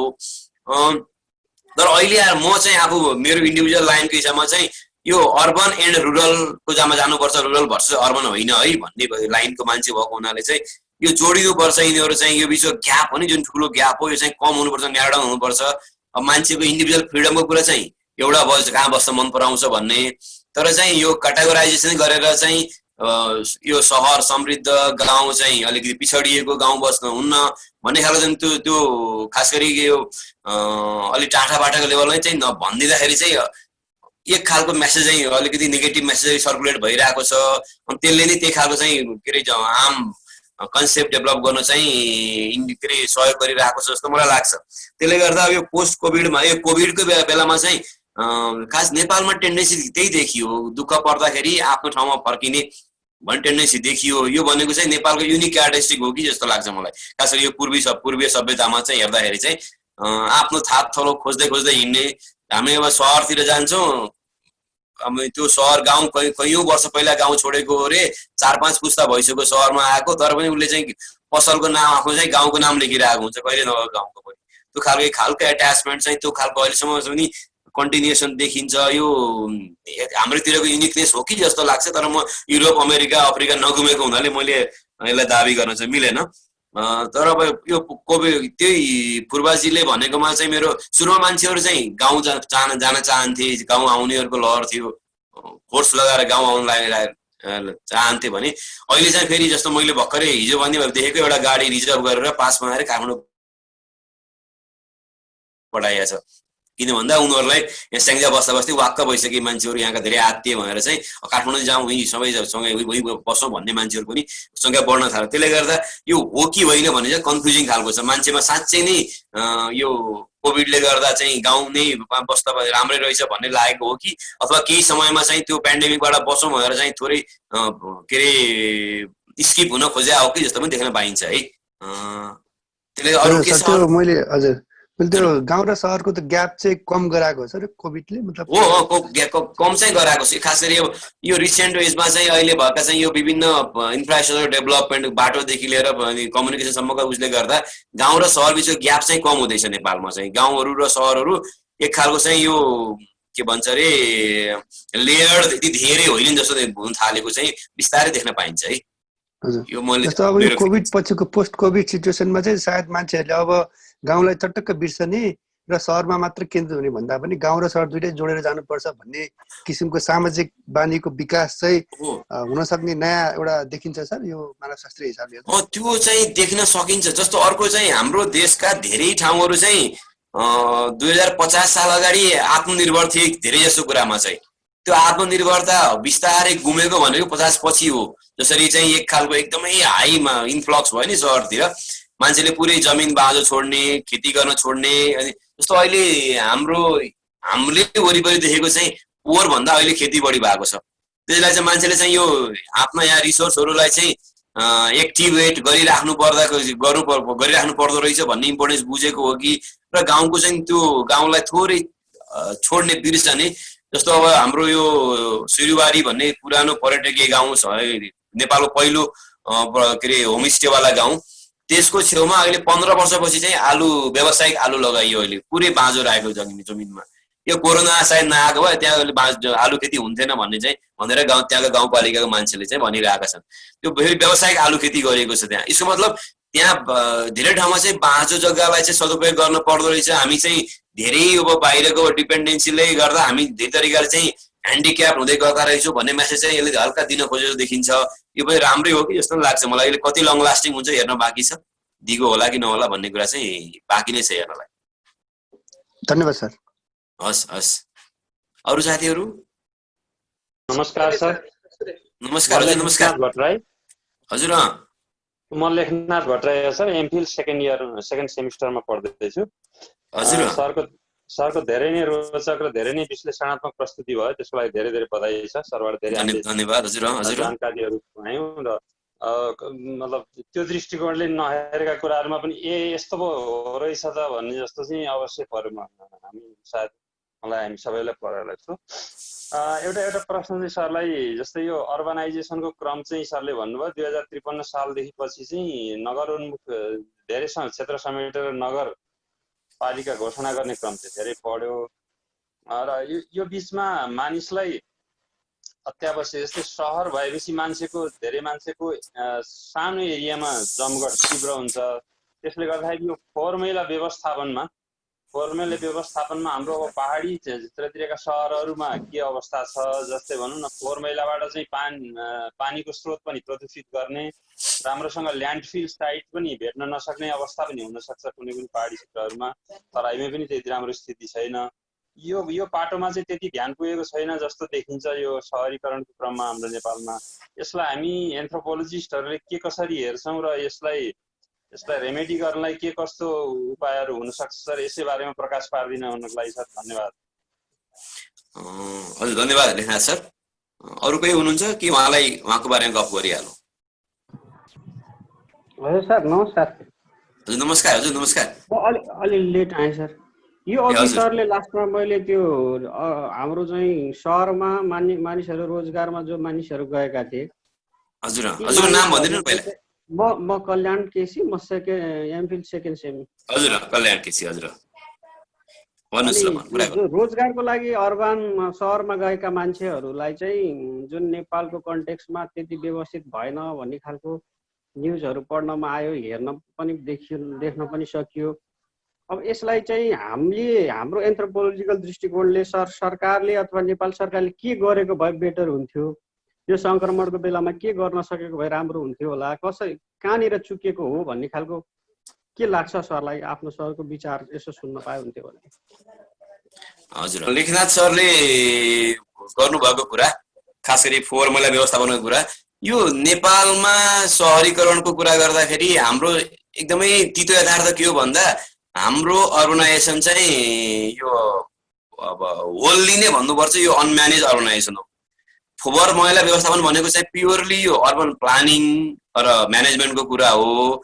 यो वेल प्लान तरिकाले हाम्रा सहरहरू बन्दै गएको भएदेखि के हुन्थ्यो भन्दा अटोमेटिकल्ली त्यो प्लानिङको एउटा इम्पोर्टेन्ट इन्टिग्रल एस्पेक्ट बनेर चाहिँ यो फोहोर मैला व्यवस्थापन हुने काम अगाडि जोडेर आउँथ्यो। यहाँ त पहिला चाहिँ मैले अघि भने नि बाटो बन्यो, बाटोको छेउमा घरहरू बने, घरहरू बन्दै बन्दै गएपछि त्यसले बजारको रूप लियो अथवा सहर बिस्तारै त्यसलाई त्यसको वरिपरि भेग समेटेर त्यसलाई चाहिँ सहरको रूपमा व्याख्या गर्न थालियो। यहाँ त यी ख्यालमै बनेका के अरे सहरहरू हुन्। त्यो भइसकेपछि के भयो भन्दाखेरि पहिल्यै प्लानिङ गरेर यो ठाउँमा यो भनेर पुरै सहरका विभिन्न कम्पोनेन्टलाई कसरी म्यानेज गर्ने भन्नेलाई म्यानेजरियल एस्पेक्टबाट र खास गरिकन यो अर्बन प्लानिङ गर्ने काम, यस्ता फोहोर मैला व्यवस्थापन गर्ने काम, अनि विभिन्न ठाउँहरू साइटहरू एलोकेसन गर्ने काम, यो भनेको मोस्टली चाहिँ अर्बन डिजाइनको पार्ट रहेछ। अर्बन डिजाइन भनेको एकदमै धेरै काम, यो संसारभरि हामीले हेऱ्यौँ भने अर्बन डिजाइनिङ गर्ने भनेको आर्किटेक्चरल इन्जिनियरिङले गर्दो रहेछ र हाम्रो अर्बन प्लानिङमा त्यो आर्किटेक्चरल इन्जिनियरिङ र हाम्रो एन्थ्रोपोलोजी यी सबै मिसिङ छन्। यी मिसिङ हुँदाखेरि चाहिँ यी सहरका विभिन्न पूर्वाधारहरूलाई व्यवस्थापन गर्न चाहिँ हाम्रा सहरहरू चुकिरहेका छन्।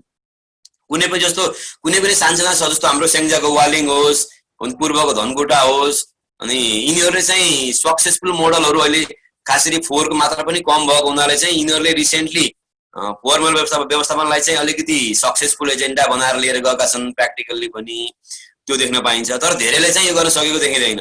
त्यसले गर्दाखेरि यो चाहिँ प्लानिङको इम्पोर्टेन्ट पार्टको रूपमा रिकगनाइज गरेर यसलाई इन्टिग्रेट प्लानिङको उसमै इन्टिग्रेट नगरेसम्म फोहोर मैला व्यवस्थापन चाहिँ राम्रो तरिकाले हुन्छ जस्तो चाहिँ मलाई लाग्दैन नेपालको कन्टेक्स्टमा चाहिँ। लेखनाथ सरले भनेको कुरामा अनि कल्याण केसी सरले भन्नुभएको कुरामा यो चुकेको कुरा कहाँनिर हो भन्ने कुरा मलाई लागेको कुरा है, नेपालमा चाहिँ एकदमै हार्ड एन्ड फास्ट एकदमै छिटो लकडाउन सुरु गरेको जस्तो मलाई लाग्छ।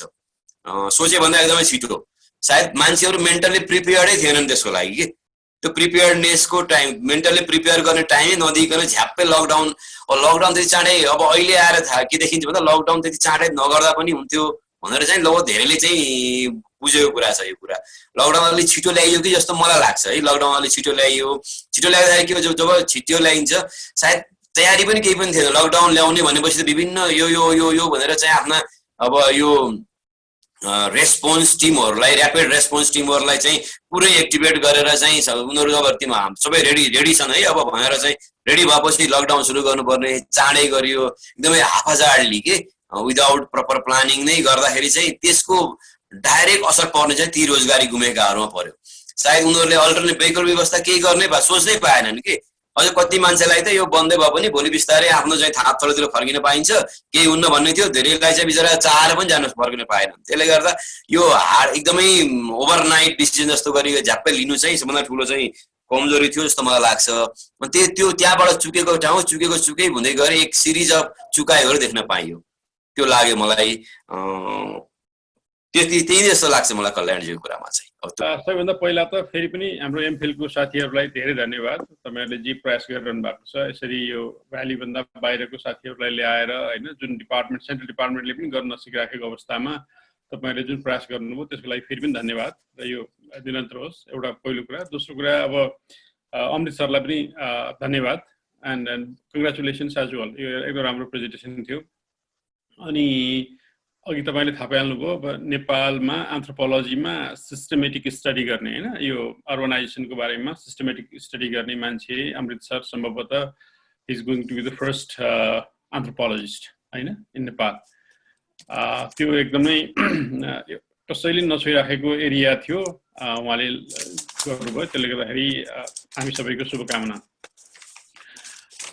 अब दुई तिनवटा कुराहरू मलाई लागेको चाहिँ एउटा चाहिँ मलाई यो जहिले पनि मैले यो प्रब्लमाइज गर्ने बेला चाहिँ यो सहरी इमेजिनेसन र अनि त्यसको त्यो हार्डकोर रियालिटीको कुरा गर्दा मलाई हाम्रो चैतन्य सरले सधैँ भन्नुहुन्थ्यो क्या, मलाई यो कविहरूदेखि झ्वाक चल्छ भन्नुहुन्थ्यो उहाँले होइन।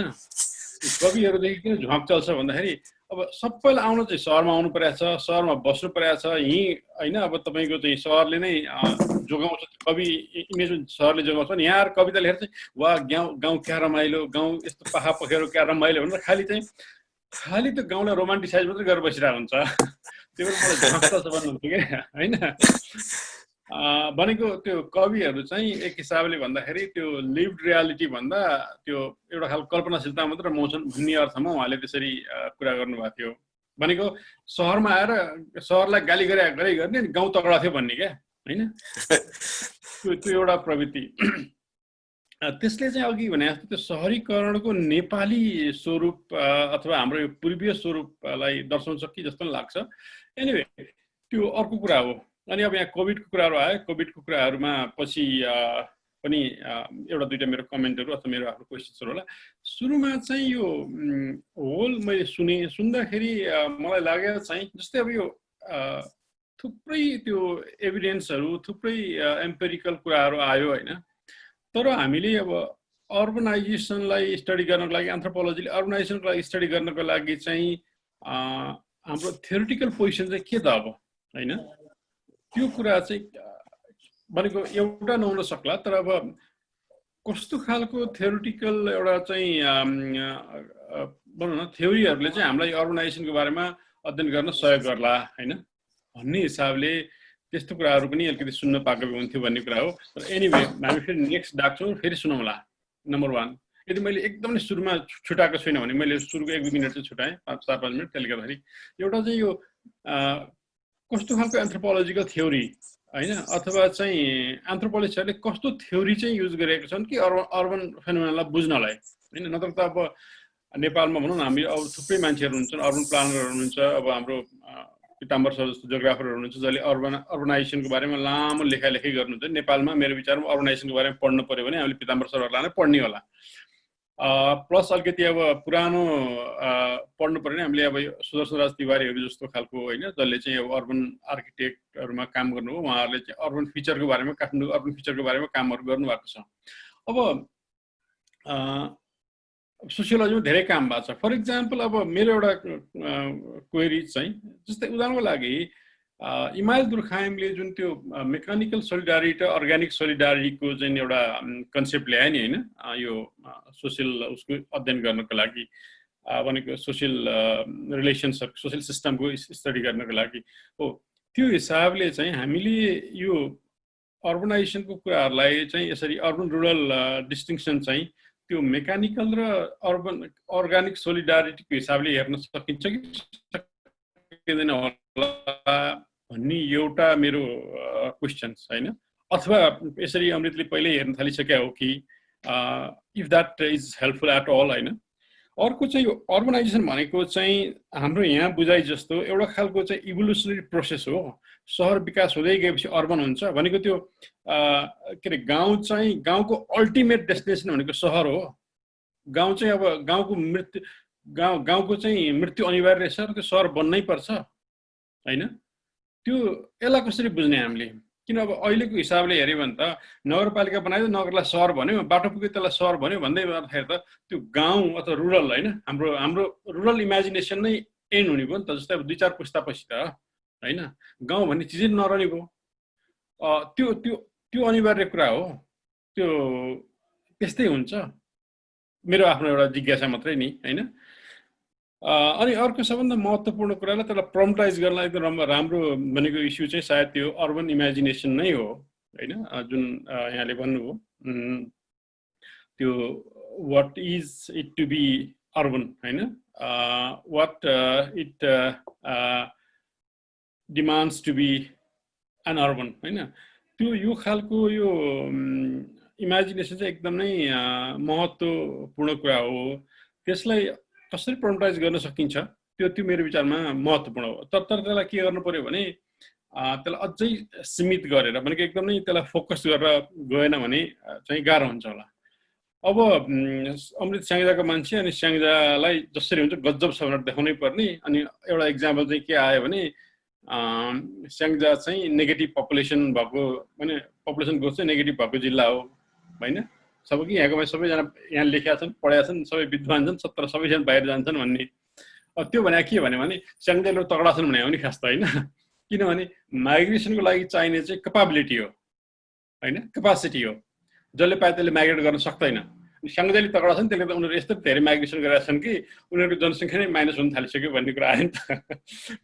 यो खालि मैले यहाँनिर केलाई जोड्न खोजेँ भने अब यो कोभिड-19 पछिको अवस्थामा do you see a possibility of river migration at all होइन, जुन अहिले माइग्रेसनको चाहिँ हाम्रो इन्टरनल माइग्रेसनको चाहिँ ट्रेन्ड चाहिँ के हो भने रुरल टु अर्बन माइग्रेसन हो होइन। तर अब अरू ठाउँहरूमा अफ्रिका अथवा अरू ठाउँहरूमा इभन इन्डियामा पनि होइन they are talking about the reverse migrations होइन। So do you see any possibilities of reverse migrations in Nepal too होइन। त्यो अघि एग्रिकल्चरको जुन कुराहरू एउटा दुइटा आयो त्यसको आधारमा एउटा मलाई खालि एउटा प्रश्न लागेको छ। त्यो अर्को चाहिँ 2-3टा कुराहरू अब सहरको इमेजिनेसन कुरा गर्दाखेरि चाहिँ सहरका मान्छेहरूले कसरी हेर्छन् होइन, र अनि त्यो बाहिरबाट आएको मान्छेहरूले सहरले चाहिँ कहिले पनि कतिपय मान्छेलाई सहरले आफ्नो नै ठान्दैन कहिले पनि होइन। फर इक्जाम्पल काठमाडौँ सहरले मधेसबाट आएको मान्छेहरूलाई यहाँ जुनी बिताइसकेका मान्छेहरूलाई पनि कहिले पनि आफ्नो ठान्दैन होइन। अथवा काठमाडौँकै कुरा गर्दाखेरि चाहिँ it's not a kind of racist कुरा कि अब यो टर्महरू जस्तै यहाँको नेवारी समुदायमा अब सन्ध्याजीले अलिक बढी बताउनु होला, त्यहाँ चाहिँ त्यो बाहिरको मान्छेहरूलाई होइन पहाडबाट आएको र मधेसबाट आएकोहरूलाई त्यो टर्म नै फरक हुन्छ नि प्रयोग गरिन्छ भने त्यसलाई त्यो बाहिरी भन्ने हिसाबले सोसियल्ली कन्स्ट्रक्टेड एउटा चाहिँ त्यो ऊ छ होइन। अब यहाँ चाहिँ अर्को सहरको अध्ययन गर्दाखेरि सबभन्दा महत्त्वपूर्ण कुरा चाहिँ मलाई लाग्ने चाहिँ किन हामीले धेरै वर्ष अगाडि एउटा चाहिँ यो रेन्टल पपुलेसनहरूको स्टडी गरेका थियौँ क्या। अनि सहरमा सबैभन्दा एक्सक्लुडेड ग्रुप चाहिँ यो रेन्टल पपुलेसनवालाहरू हुँदो रहेछन् होइन। अब जस्तै यसपालि पनि त्यो के देखियो भने त्यो राहत लिन गएको छ होइन। राहत लिन जाँदाखेरि चाहिँ यहाँनिर अब त्यो नागरिकता ल्याउनु पर्ने अथवा आफ्नै वडाकोलाई मात्रै दिने अथवा भोटर परिचय पत्र चाहिने भन्ने खालको जुन कुराहरू गर्यो नि होइन, त्यो भनेको चाहिँ यो सिस्टमेटिक एक्सक्लुजनको कुरा हो नि। त्यसले यो रेन्टल पपुलेसनहरूको चाहिँ ठुलो एउटा समस्या हुन्छ। यो अहिले चाहिँ कोभिड-19 पछि यस्तो खालको कुराहरू धेरै आउँदो रहेछ है। अर्को चाहिँ अब सहर चाहिँ एउटा यो प्रोलेटारिट रेभोल्युसनको चाहिँ लोकेसन, किनभने यो सहर भनेको इन्डस्ट्रियलाइजेसनसँग जोडिन्छ होइन। इन्डस्ट्रियलाइजेसन जोडिएपछि त्यहाँ चाहिँ अब धेरै त्यो मजदुरहरू हुन्छन् होइन, फुटलुज लेबरहरू हुन्छन्। अनि त्यसले चाहिँ एउटा यो के भन्छ यो प्रोलेटारिट रेभोल्युसनलाई सम्भव गराउँछ भन्ने खालको पनि यो कुराहरू गर्दो रहेछन्। त्यसले गर्दा यो खालि मैले एकदमै धेरै यो गन्जागोल गरेर गरेँ, प्रशस्त भएन, तर केही फुड फर थट होइन फर द भनौँ न अपकमिङ टक अथवा चाहिँ उसको लागि मात्रै हो। मेरो आफ्नै ठ्याक्कै यो प्रश्न र उत्तर भन्ने छैन। तर अघि एकदम इन्ट्रेस्टिङ कुरा आयो चाहिँ अब चाहिँ इमेजिनेसनमा चाहिँ यो न्यू नर्मल भने जस्तो न्यू अर्बन इमेजिनेसन चाहिँ के हुन सक्ला त होइन। जस्तो अब हामीले यो पेन्डेमिक पछि चाहिँ अब धेरै यो न्यू नर्मलको कुराहरू चाहिँ के भन्छ आइराखेको छ नि होइन। अब चाहिँ पेन्डेमिक पछि चाहिँ अर्बन भनेको चाहिँ के हुन्छ त, अर्बनको इमेजिनेसन चेन्ज हुन्छ त। जस्तै अहिले नै पनि कतिपय साथीहरू छन्, कतिपय मान्छेहरूले छन् यहाँ गाउँबाट आएको मान्छेहरूलाई एकदम नै त्यो भनौँ न कोठामा पस्न नदिने, टोलभित्रै जान नदिने अथवा कोठाबाट बाहिर निस्किन नदिने खालको चाहिँ त्यो एउटा एकदम नै इनह्युमन व्यवहारहरू भयो होइन। त्यसमा को जिम्मेवार छ अर्को कुरा हो। तर अब त्यो मान्छेहरूले सहरमा जसले यो खालको चाहिँ विभेदहरू भोग्यो त्यसले भोलि गर्ने सहरको बारेको इमेजिनेसन हिजोको जस्तै हुन्छ कि चेन्ज हुन्छ होला, यसले के ल्याउन सक्ला कि नसक्ला, अथवा इमेजिनेसनमा चाहिँ न्यू नर्मल चाहिँ के हुन सक्ला होइन। यो खालको एउटा मेरो आफ्नो यो सबै सुनिसकेपछि लागेको यो नमिलेको भद्रगोल खालको एउटा उहरू आइडियाहरू। खालि यसमा कुनै प्रश्नको उत्तर दिनु परेन, खालि मलाई लाग्यो छलफलको लागि, किनभने अहिले समय पनि गइसक्यो। अर्को चाहिँ अब यो सन्ध्याजीले अघि भन्नुभयो यो सोसियल डिस्टेन्सिङ र फिजिकल डिस्टेन्सिङको होइन। थ्याङ्क्स, तपाईँहरूले सुरुदेखि नै फिजिकल डिस्टेन्सिङ भन्नुभएको रहेछ। तर अब यो मैले आफूले व्यक्तिगत हिसाबले चाहिँ एकदमै सुरुदेखि होइन त्यो दिलभूषणजीको यो टफ टक कोभिड पछिको टफ टकको दोस्रो तेस्रो भनेको एकदम सुरुको एउटा कुनै एपिसोडदेखि नै मैले पब्लिकली चाहिँ यो फिजिकल डिस्टेन्सिङको लागि उ गर्न थाले। अब एन्थ्रोपोलोजिस्टहरूको इन्टरफरेन्स अथवा एन्थ्रोपोलोजिस्टहरूले चाहिँ त्यो प्रभावकारिता कम भएको होइन, जति भइराखेको छ अहिले मिडिया आदि इत्यादिमा पनि। अब त्यो त्यो त्यो चाहिँ वास्तवमा एकदम नै के भन्छ त्यो आफै पनि महत्त्वपूर्ण छ। एटलिस्ट केही मान्छेहरूले त्यो भन्न थालेका छन् नि होइन। त्यो भएर यसलाई हामीले एकदम नै त्यो निराश नै भइराख्नु पर्दैन। अब अर्को कुरा चाहिँ एन्थ्रोपोलोजीले मात्रै होइन, एन्थ्रोपोलोजी मात्रै होइन अरूले नै। जस्तै उदाहरणको लागि यो त वास्तवमा साइकोलोजिस्टहरूले होइन सुरुमा ल्याएको कुरा हो, यो फिजिकल डिस्टेन्सिङको कुराहरू चाहिँ सोसियल डिस्टेन्सिङ नभनौँ फिजिकल डिस्टेन्सिङ भन्नुपर्छ भन्ने कुरा चाहिँ। अनि WHO ले नै भनिसकेको हो होइन, त्यहाँको हेल्थ रिसर्चको उसले नै समथिङ कार्कोफ भन्ने एकजना हेल्थ भने WHO को एउटा हेल्थ रिसर्च विङको मान्छेले। त्यसले गर्दाखेरि हाम्रो यहाँ चाहिँ मिडियाहरू चाहिँ नेपालको सन्दर्भमा क्रिटिकल नभएको हो। हाम्रो एकदमै अहिस्टोरिकल मिडिया ल्यान्डस्केप छ, अनि सोसियल साइन्स पनि एकदमै अहिस्टोरिकल छ, अनि यहाँको विज्ञहरू पनि एकदम अहिस्टोरिकल छन्। त्यसले गर्दाखेरि त्यो शब्दलाई हामीले ल्याएर प्रयोग गर्दाखेरि त्यसको अर्थ के हुन सक्छ हाम्रो सन्दर्भमा भनेर कहिले नसोचे भएर यस्तो भएको हो। त्यो चाहिँ अब मलाई चाहिँ खालि मैले यहाँ एउटा टिप्पणी मात्रै गरेँ। मैले दुईवटा लिङ्क खालि तपाईँहरू मध्ये कोही साथीहरूले हेर्नु भएको छैन अथवा त्यो हामीले कसरी आर्ग्यु गर्छौँ भन्ने खालको कुरामा मैले दुईवटा लिङ्क, एउटा चाहिँ त्यो रेडियोसँगको कुराकानीको एउटा भिडियो लिङ्क छ, एउटा चाहिँ कान्तिपुरको मेरो यही फिजिकल डिस्टेन्स सोसियल डिस्टेन्सको बारेमा धेरै अगाडिको एउटा आर्टिकल छ। मैले त्यहाँ लिङ्क राखिदिएको छु, तपाईँहरू मेटिनुभन्दा अगाडि कसैलाई फुर्सद छ भने हेर्नुहोस्। And by the way thank you very much Amrit sir, and wish you good luck. Thank you Sandhyaji. हजुर, एकदम प्रश्नहरू जुन यो महत्त्वपूर्ण चाहिँ नि छलफलको लागि प्रश्नहरू अगाडि राखिदिनु भयो, एकदमै इन्साइटफुल। त्यो मान्छे हामीलाई फेरि अझ सोच्नलाई चाहिँ मद्दत गरे जस्तो चाहिँ लाग्यो। अझ चाहिँ नि सोच्नलाई चाहिँ नि ठाउँ फराकिलो चाहिँ गर्नुभयो। यो सोसियल डिस्टेन्सिङ कुरा गर्दै गर्दा मैले छुटाउन नहुने चाहिँ अहिले यो प्र्याक्टिस अलिकति बढेको छ, र मैले अस्ति पनि भनेको थिएँ नेपाल टेलिभिजनको न्युजमा पनि सुरेश सरलाई बोलाएर के हुनुपर्छ त शब्द भन्दाखेरि एज अ एन्थ्रोपोलोजिस्ट उहाँले त्यसको बारेमा बुझाउनु भएको थियो। र अहिले मैले यसो मिडियामा अब्जर्भ गर्दा एटलिस्ट एनटिभीमा नेपाल गभर्मेन्टले पनि कता कता कहिलेकाहीँ त्यहाँको कोही मान्छेहरू भनेको जस्तो लाग्छ, र एनटिभीमा पनि त्यो शब्द प्रयोग गर्न चाहिँ थालेको जस्तो भान चाहिँ हुन्छ।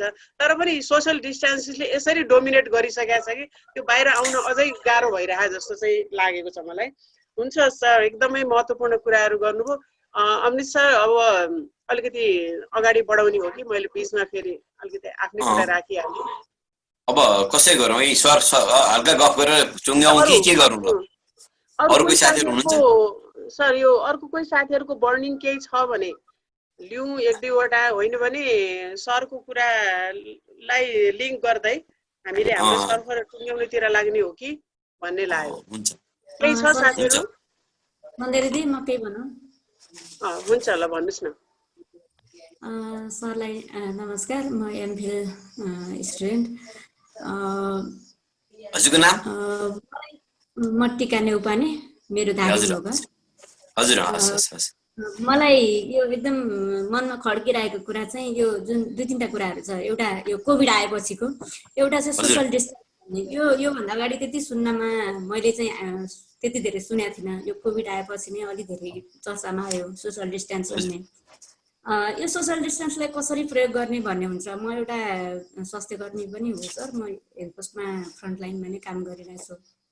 अनि भनेछ 6 फिटको दूरी कायम गरेर सेवा दिनुहोस् भन्ने छ, दुनियाँ छ होइन। तर त्यो चाहिँ व्यवहारिकमा त्यो लागू गर्न एकदमै गाह्रो छ। हामी स्वास्थ्यकर्मीहरूले जस्तो एउटा खोप लगाउनु पर्यो, कसरी 6 फिट दूरी कायम गराउने, एउटा डिपो लाउनु पर्यो, कसरी 6 फिट दूरी कायम गराउने, डेलिभरी गराउँछ कसरी कायम गराउने, त्यो कुराहरू छ होइन। यो चाहिँ भनाइ र गराइमा अलिकति फरक भेटिने मैले एउटा भेटेँ। अनि अर्को चाहिँ कस्तो भने यसले हाम्रो जुन हामीले कतिपय हाम्रो परम्परागत कुराहरू चाहिँ बिर्सिरहेका थियौँ। हामी जुन अर्बन ग्लोबलाइजेसनसँगै चाहिँ हामीले हाम्रो हामी कुन लेभलमा थियौँ र अहिले कहाँ आइपुग्यौँ भनेर हामीले बिर्सिसकेका थियौँ। हाम्रो त पहिलाको लेभल चाहिँ चिनाउन खोजेको हो कि जस्तो पनि लाग्छ। जस्तो अहिले चाहिँ अब यो ग्लोबलाइजेसनको ट्रेन्डसँगै चाहिँ हामी अङ्कमाल गर्ने के गर्ने होइन, दुईजना साथीहरू भेट भएपछि त्यस्तो गर्ने चलन आइसकेको थियो भने सोसल डिस्टेन्सले चाहिँ हाम्रो मेन भनेको त नमस्ते गर्ने हो नि त होइन। सोसल डिस्टेन्स चाहिँ हाम्रो नमस्ते गर्ने हाम्रो पुरानो उमा चाहिँ हामीलाई फर्काइदियो एउटा।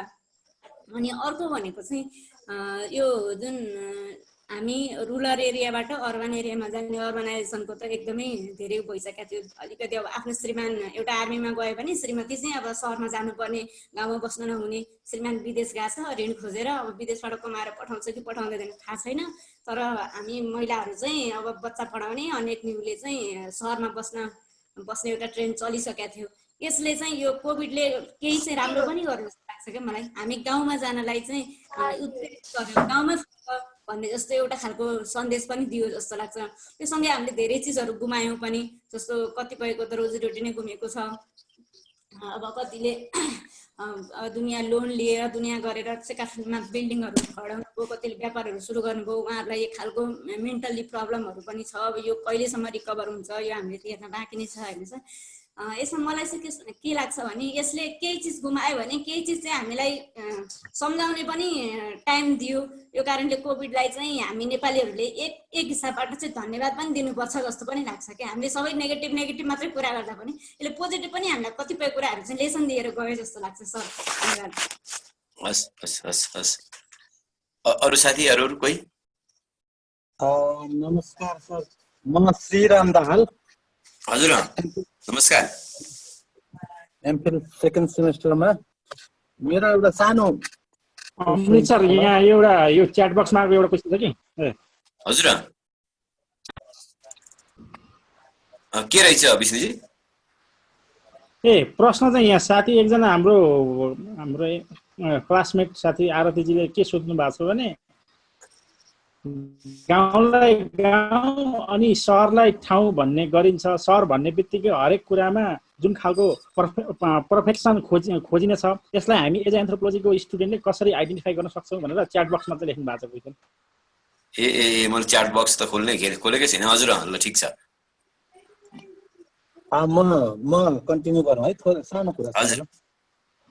जस्तो मैले यो अर्बनाइजेसन सहर र अलिकति हाम्रो गाउँको परिवेशमा हाम्रो यहीँभित्रको सहर, हाम्रो देशको परिवेशमा विदेश अनि विकसित राष्ट्रहरू सहर, यो दुई किसिमले मैले अलिकति एउटा कम्पेयर गर्दाखेरि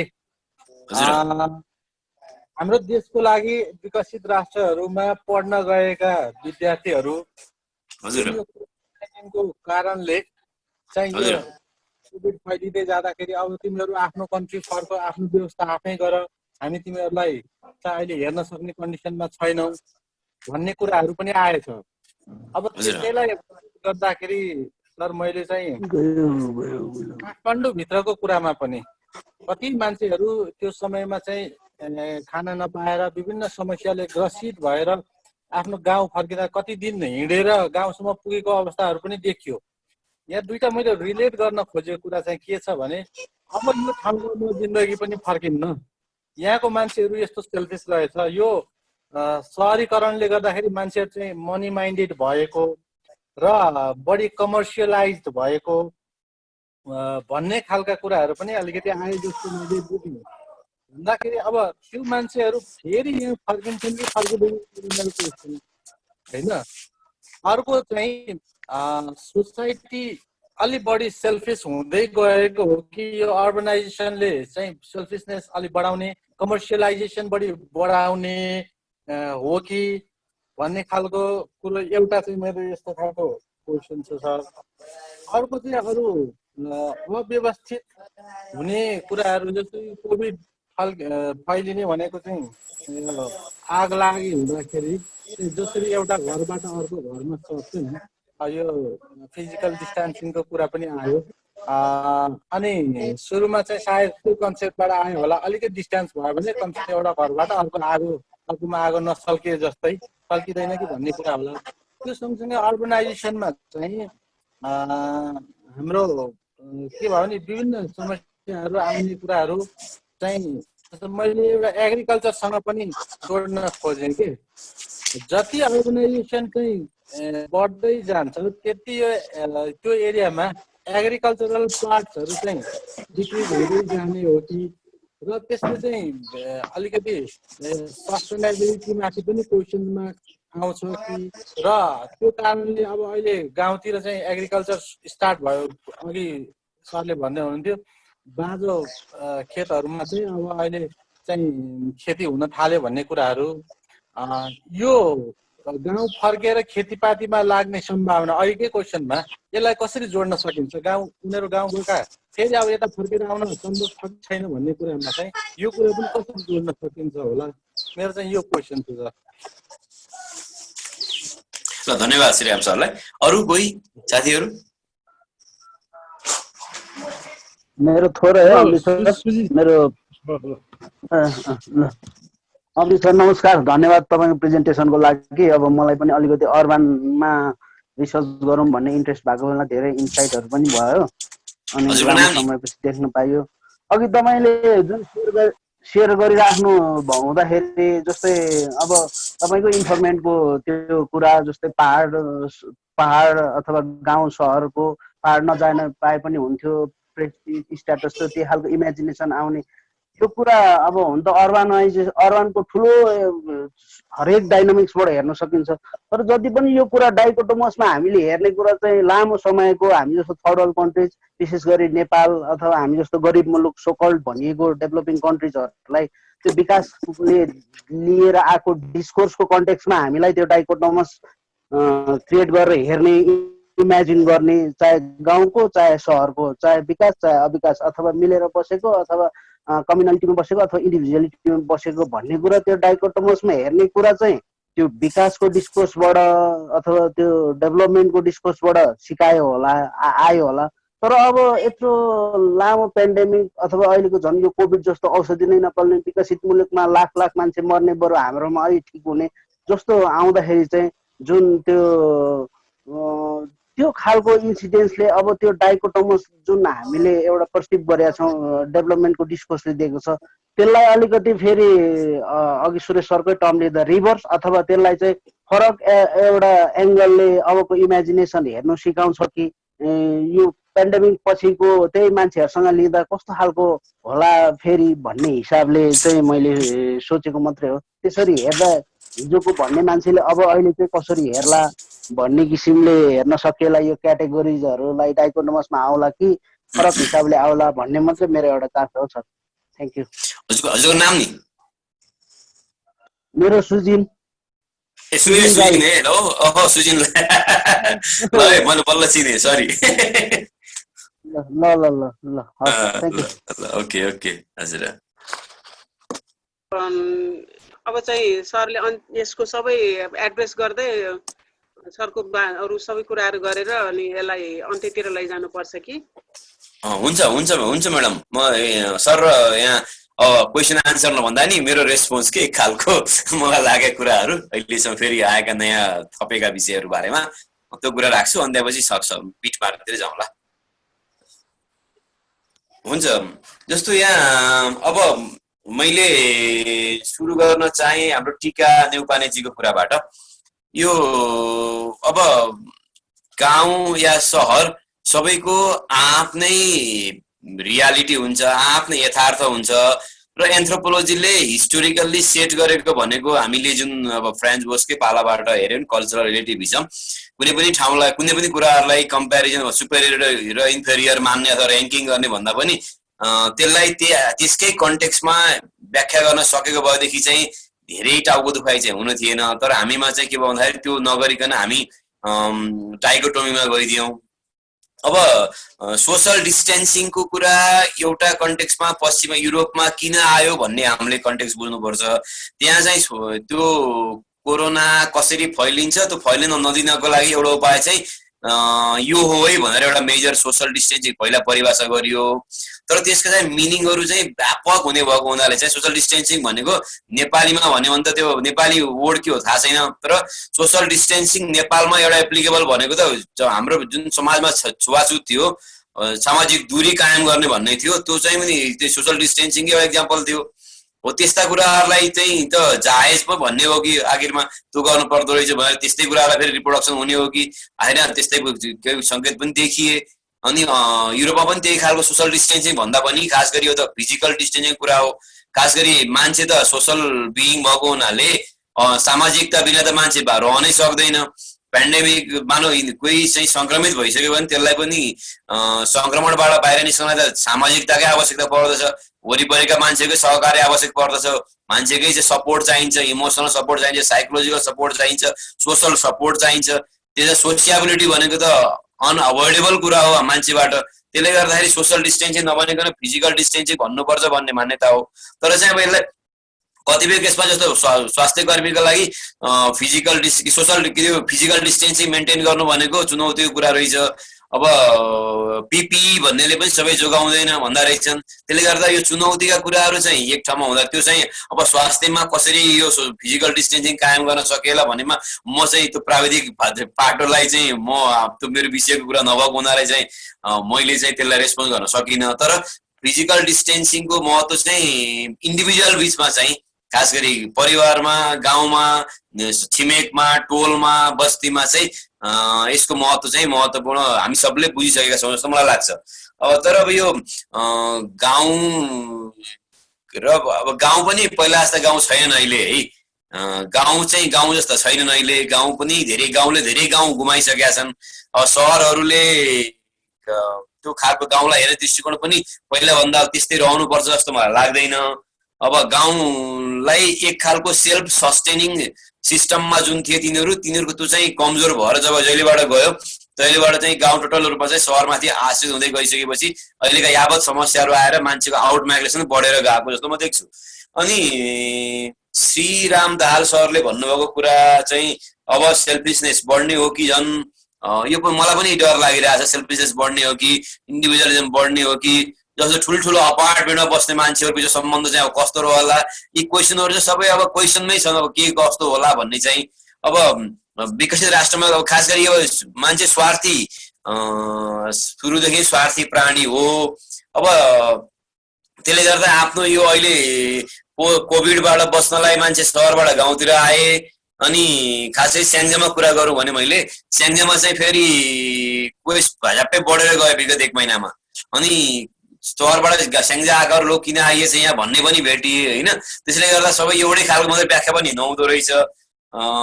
अब यो सेल्फिसनेसको कुरा चाहिँ मान्छेले सहरमा अलि बढी प्र्याक्टिस गर्ने गाउँ भन्दाखेरि अब त्यो सहरमा अझै बढेर जाने हो कि जस्तो पनि मलाई चाहिँ शङ्का लाग्छ। हो नहोला होइन। अर्को चाहिँ यो एग्रिकल्चरमा अहिले जुन तरिकाले मान्छेहरू लागिरहेछन् यो कति लङ टर्म होला भन्ने चाहिँ मलाई पनि क्वेसन मार्क छ। अब यो एउटा चाहिँ के थियो भन्दा म भनिहालौँ, मैले देखेको सबैतिर म डुलेको छैन। पोखरा र स्याङ्जामा देखेको चाहिँ मान्छे आफ्नो नजिकको जग्गा पनि बाँझो राखेका थिए कि फिजिकल एक्सेस भएको ठाउँहरू पनि बाँझो राखेर चाहिँ राख्ने टेन्डेन्सी बढेर गएको थियो। सक्ने ठाउँ पनि नगर्ने, खास गरी किनेर खान पाइहालिन्छ के अरे भन्ने थियो। तर यो कोभिडले चाहिँ यसो गर्न हुँदो रहेछ भन्ने पाठ पढाएको हो कि जस्तो चाहिँ सङ्केतहरू देखिएका छन् छनकहरू। अब ती छनकहरू चाहिँ बलिया भएर जान्छ जान्नुहुन्छ त्यो हेर्न बाँकी नै छ। किनकि मान्छेले वर्षौँदेखि नजिकै थियो, बारी थियो, खेत थियो, लगाउन छोडेका थियो, अहिले खेती गर्न थालेका छन्। त्यो चाहिँ कन्टिन्युसन होला कि जस्तो चाहिँ मलाई हल्का हल्का लाग्छ। अब मेरो यो शङ्कालाई चाहिँ बलियो चाहिँ सपोर्ट चाहिँ बिस्तारै मिल्ला कि नमिल्ला हेर्दै जाउँला। अनि अर्को चाहिँ अब यो सुजिनजीको चाहिँ यो इमेजिनेसनको कुरा गर्दाखेरि र सुरेश सरको कुरासँग उहाँले जोड्नु भएको हुनाले सुरेश सरले राखेका कुराहरू चाहिँ एकदमै महत्त्वपूर्ण थिए। सायद मैले मिस पनि गरेको मेरो अब प्रेजेन्टेसनमा थोरै अब यी कुराहरू मिसिङ पनि थिए जस्तो लाग्यो। अनि यो खास गरी अर्बन एन्थ्रोपोलोजीमा एउटा मात्रै थ्योरी चाहिँ छैन। मैले हेर्दाखेरि चाहिँ सरले भने जस्तै दुर्खिमका कुरा पनि यहाँ कति कतिले चाहिँ त्यसको त्यो दुर्खिमका कुराहरूलाई पनि प्रयोग गरेर लेखेको भेट्छु मैले। अनि कतिले चाहिँ फेरि यो लुइस विर्थको urbanism as a way of life भन्नेलाई पनि प्रयोग गरेको चाहिँ भेट्न पाउँछु मैले थ्योरिटिकल्ली चाहिँ। भने कोही चाहिँ यो गाउँ र सहरलाई भर्सेस गराएर जुन सबभन्दा डोमिनेन्ट भनेको त यो डाइकोटोमी नै हो अहिलेसम्म के अरे इस्टाब्लिस गरेको। गाउँलाई चाहिँ अब हामीले जेसल स्याफ्ट र जेमिन स्याफ्टको कुरा गरौँ या ग्रेट ट्रेडिसन र लिटल ट्रेडिसनको कुरा गरौँ, यो खास गरिकन सहर सकिए गाउँ सकिएर सहर बन्ने हो भन्ने खालका चाहिँ के अरे व्याख्याहरू गर्ने थ्योरी पनि छन्। तिनको पनि प्रयोग गरेर हेर्नेहरू पनि भेटिन्छन् अहिलेसम्म पनि। अनि अर्को चाहिँ सहरमा पनि अब विभिन्न खाले बस्तीको लोकेसनहरू हुन्छन्। जस्तो अब कुनै कम्युनिटीहरू चाहिँ पहिलाका आफ्ना चाहिँ विशेषताहरू पुरै हराएर नयाँ खाले विशेषता अप्नाएकाहरूको स्टडी गर्नलाई चाहिँ त्यो म्यान्चेस्टर स्कुल भनेर डेभलप गरेको डिट्राइबलाइजेसन भन्ने एउटा थ्योरी छ, त्यो पनि प्रयोग गरेको भेटिन्छ कति कतिले चाहिँ। भने कतिले चाहिँ यो ओस्कार लेविसकै कल्चर अफ पोभर्टी त्यसलाई पनि प्रयोग गरेर भेटिन्छ, खास गरी स्लम एरियाको व्याख्या गर्दाखेरि चाहिँ सहरमा रहेका स्लमहरू व्याख्या गर्दाखेरि। र अहिले आएर पछि आएर हेर्दाखेरि चाहिँ सेग्रिगेसनलाई व्याख्या गर्ने खालका थ्योरीहरू जस्तो गेटेड कम्युनिटीको व्याख्या गर्ने थ्योरीहरू रिसेन्टली डेभलप भएकाहरू, अनि थ्योरी पब्लिक स्पेसमा आधारित भएर बनेका थ्योरीहरू, यिनीहरू चाहिँ अहिले रिसेन्टली अलि बढी युजमा आएका छन्, जसले चाहिँ यो पब्लिक स्पेसमा पब्लिक इङ्गेजमेन्टमा अनि अर्बन स्पेसका युटिलाइजेसनका कुराहरू र त्यहाँ त्योबाट चाहिँ डेभलप हुने नयाँ न्यू अर्बनिजमका कुराहरूमा चाहिँ व्याख्या गर्ने थ्योरी पनि विकास भएका छन्। यिनको धेरै यसको मतलब अर्बन एन्थ्रोपोलोजीमा एउटा मात्रै थ्योरी चाहिँ नभएको हुनाले हामीले अर्बन एरियामा आइसकेपछि अर्बन इस्युमा केमा रिसर्च गर्दैछौँ त्यसको आधारमा चाहिँ थ्योरी छान्नु पर्ने जस्तो देखिन्छ। अनि अर्को चाहिँ अब अघि मैले स्याङ्जाको व्याख्या गरेको स्याङ्जालीहरू माथिम भनेको चाहिँ होइन है, माफ पाउँ त्यस्तो भनेको भएदेखि चाहिँ त्यस्तो बायस त होइन। अब स्याङ्जालीहरू चाहिँ स्याङ्जा छोडेर हिँड्यो भन्ने गुनासो चाहिँ हो, स्याङ्जा कमजोर हुँदै गयो। अब हजुरहरूलाई मैले झोडाटी भन्दाखेरि स्याङ्जामा विकासको सिद्धार्थ राजमार्ग कहिले बनेको हो त्यो पछि सिग्निफिकेन्ट विकास हुनै बाँकी छ है। स्याङ्जाको विकास चाहिँ सिद्धार्थ हाइवे पछिको, त्यसले गर्दा त्यो बारे गुनासो हो, त्यसको बारेबाट केही अरू अर्थ नलागोस् भन्ने आग्रह गरे। अनि अर्को रिभर्स माइग्रेसन चाहिँ म पोसिबिलिटी देख्न थालेको छु। रिभर्स माइग्रेसन चाहिँ अहिले आएर खास गरिकन मैले पोखरा बसेर हेर्दाखेरि अहिले त पोखरा जान्ने मान्छेलाई थाहा छ, कोत्रे भन्ने चाहिँ तनहुँ र कास्की जिल्लाको सिमाना हो, पोखरा भन्ने महानगरबाट त्यहीँसम्म पुगेको छ। र जुन खालका पूर्वाधारको लागि मान्छेहरू पोखराको जुन त्यो भ्यालीमा झरेका थिए पोखराको फ्ल्याट ल्यान्डमा, ती पूर्वाधारहरू अहिले गाउँमै पुगिसकेको, उनीहरूले भन्ने गरेका गाउँमै पुग्दाखेरि चाहिँ अब पोखरामा भएको घर चाहिँ छोडेर भाडामा लगाएर गाउँतिर घर बनाउने टेन्डेन्सी चाहिँ विगत 1-2 वर्षमा बढेको थियो।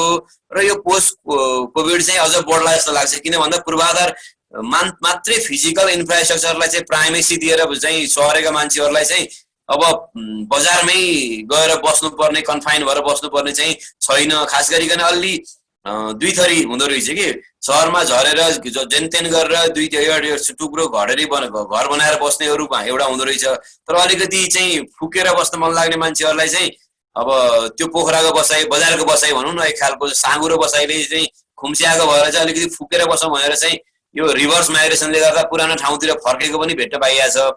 र अहिले चाहिँ यो कोरोनाले गर्दा चाहिँ ती ठाउँको महत्त्व हल्का फुल्का बढाएको हो कि जस्तो देखिएको छ। अब यसले चाहिँ दावा गर्नको लागि सायद 2-4 वर्ष अझै हेर्न पर्छ होला।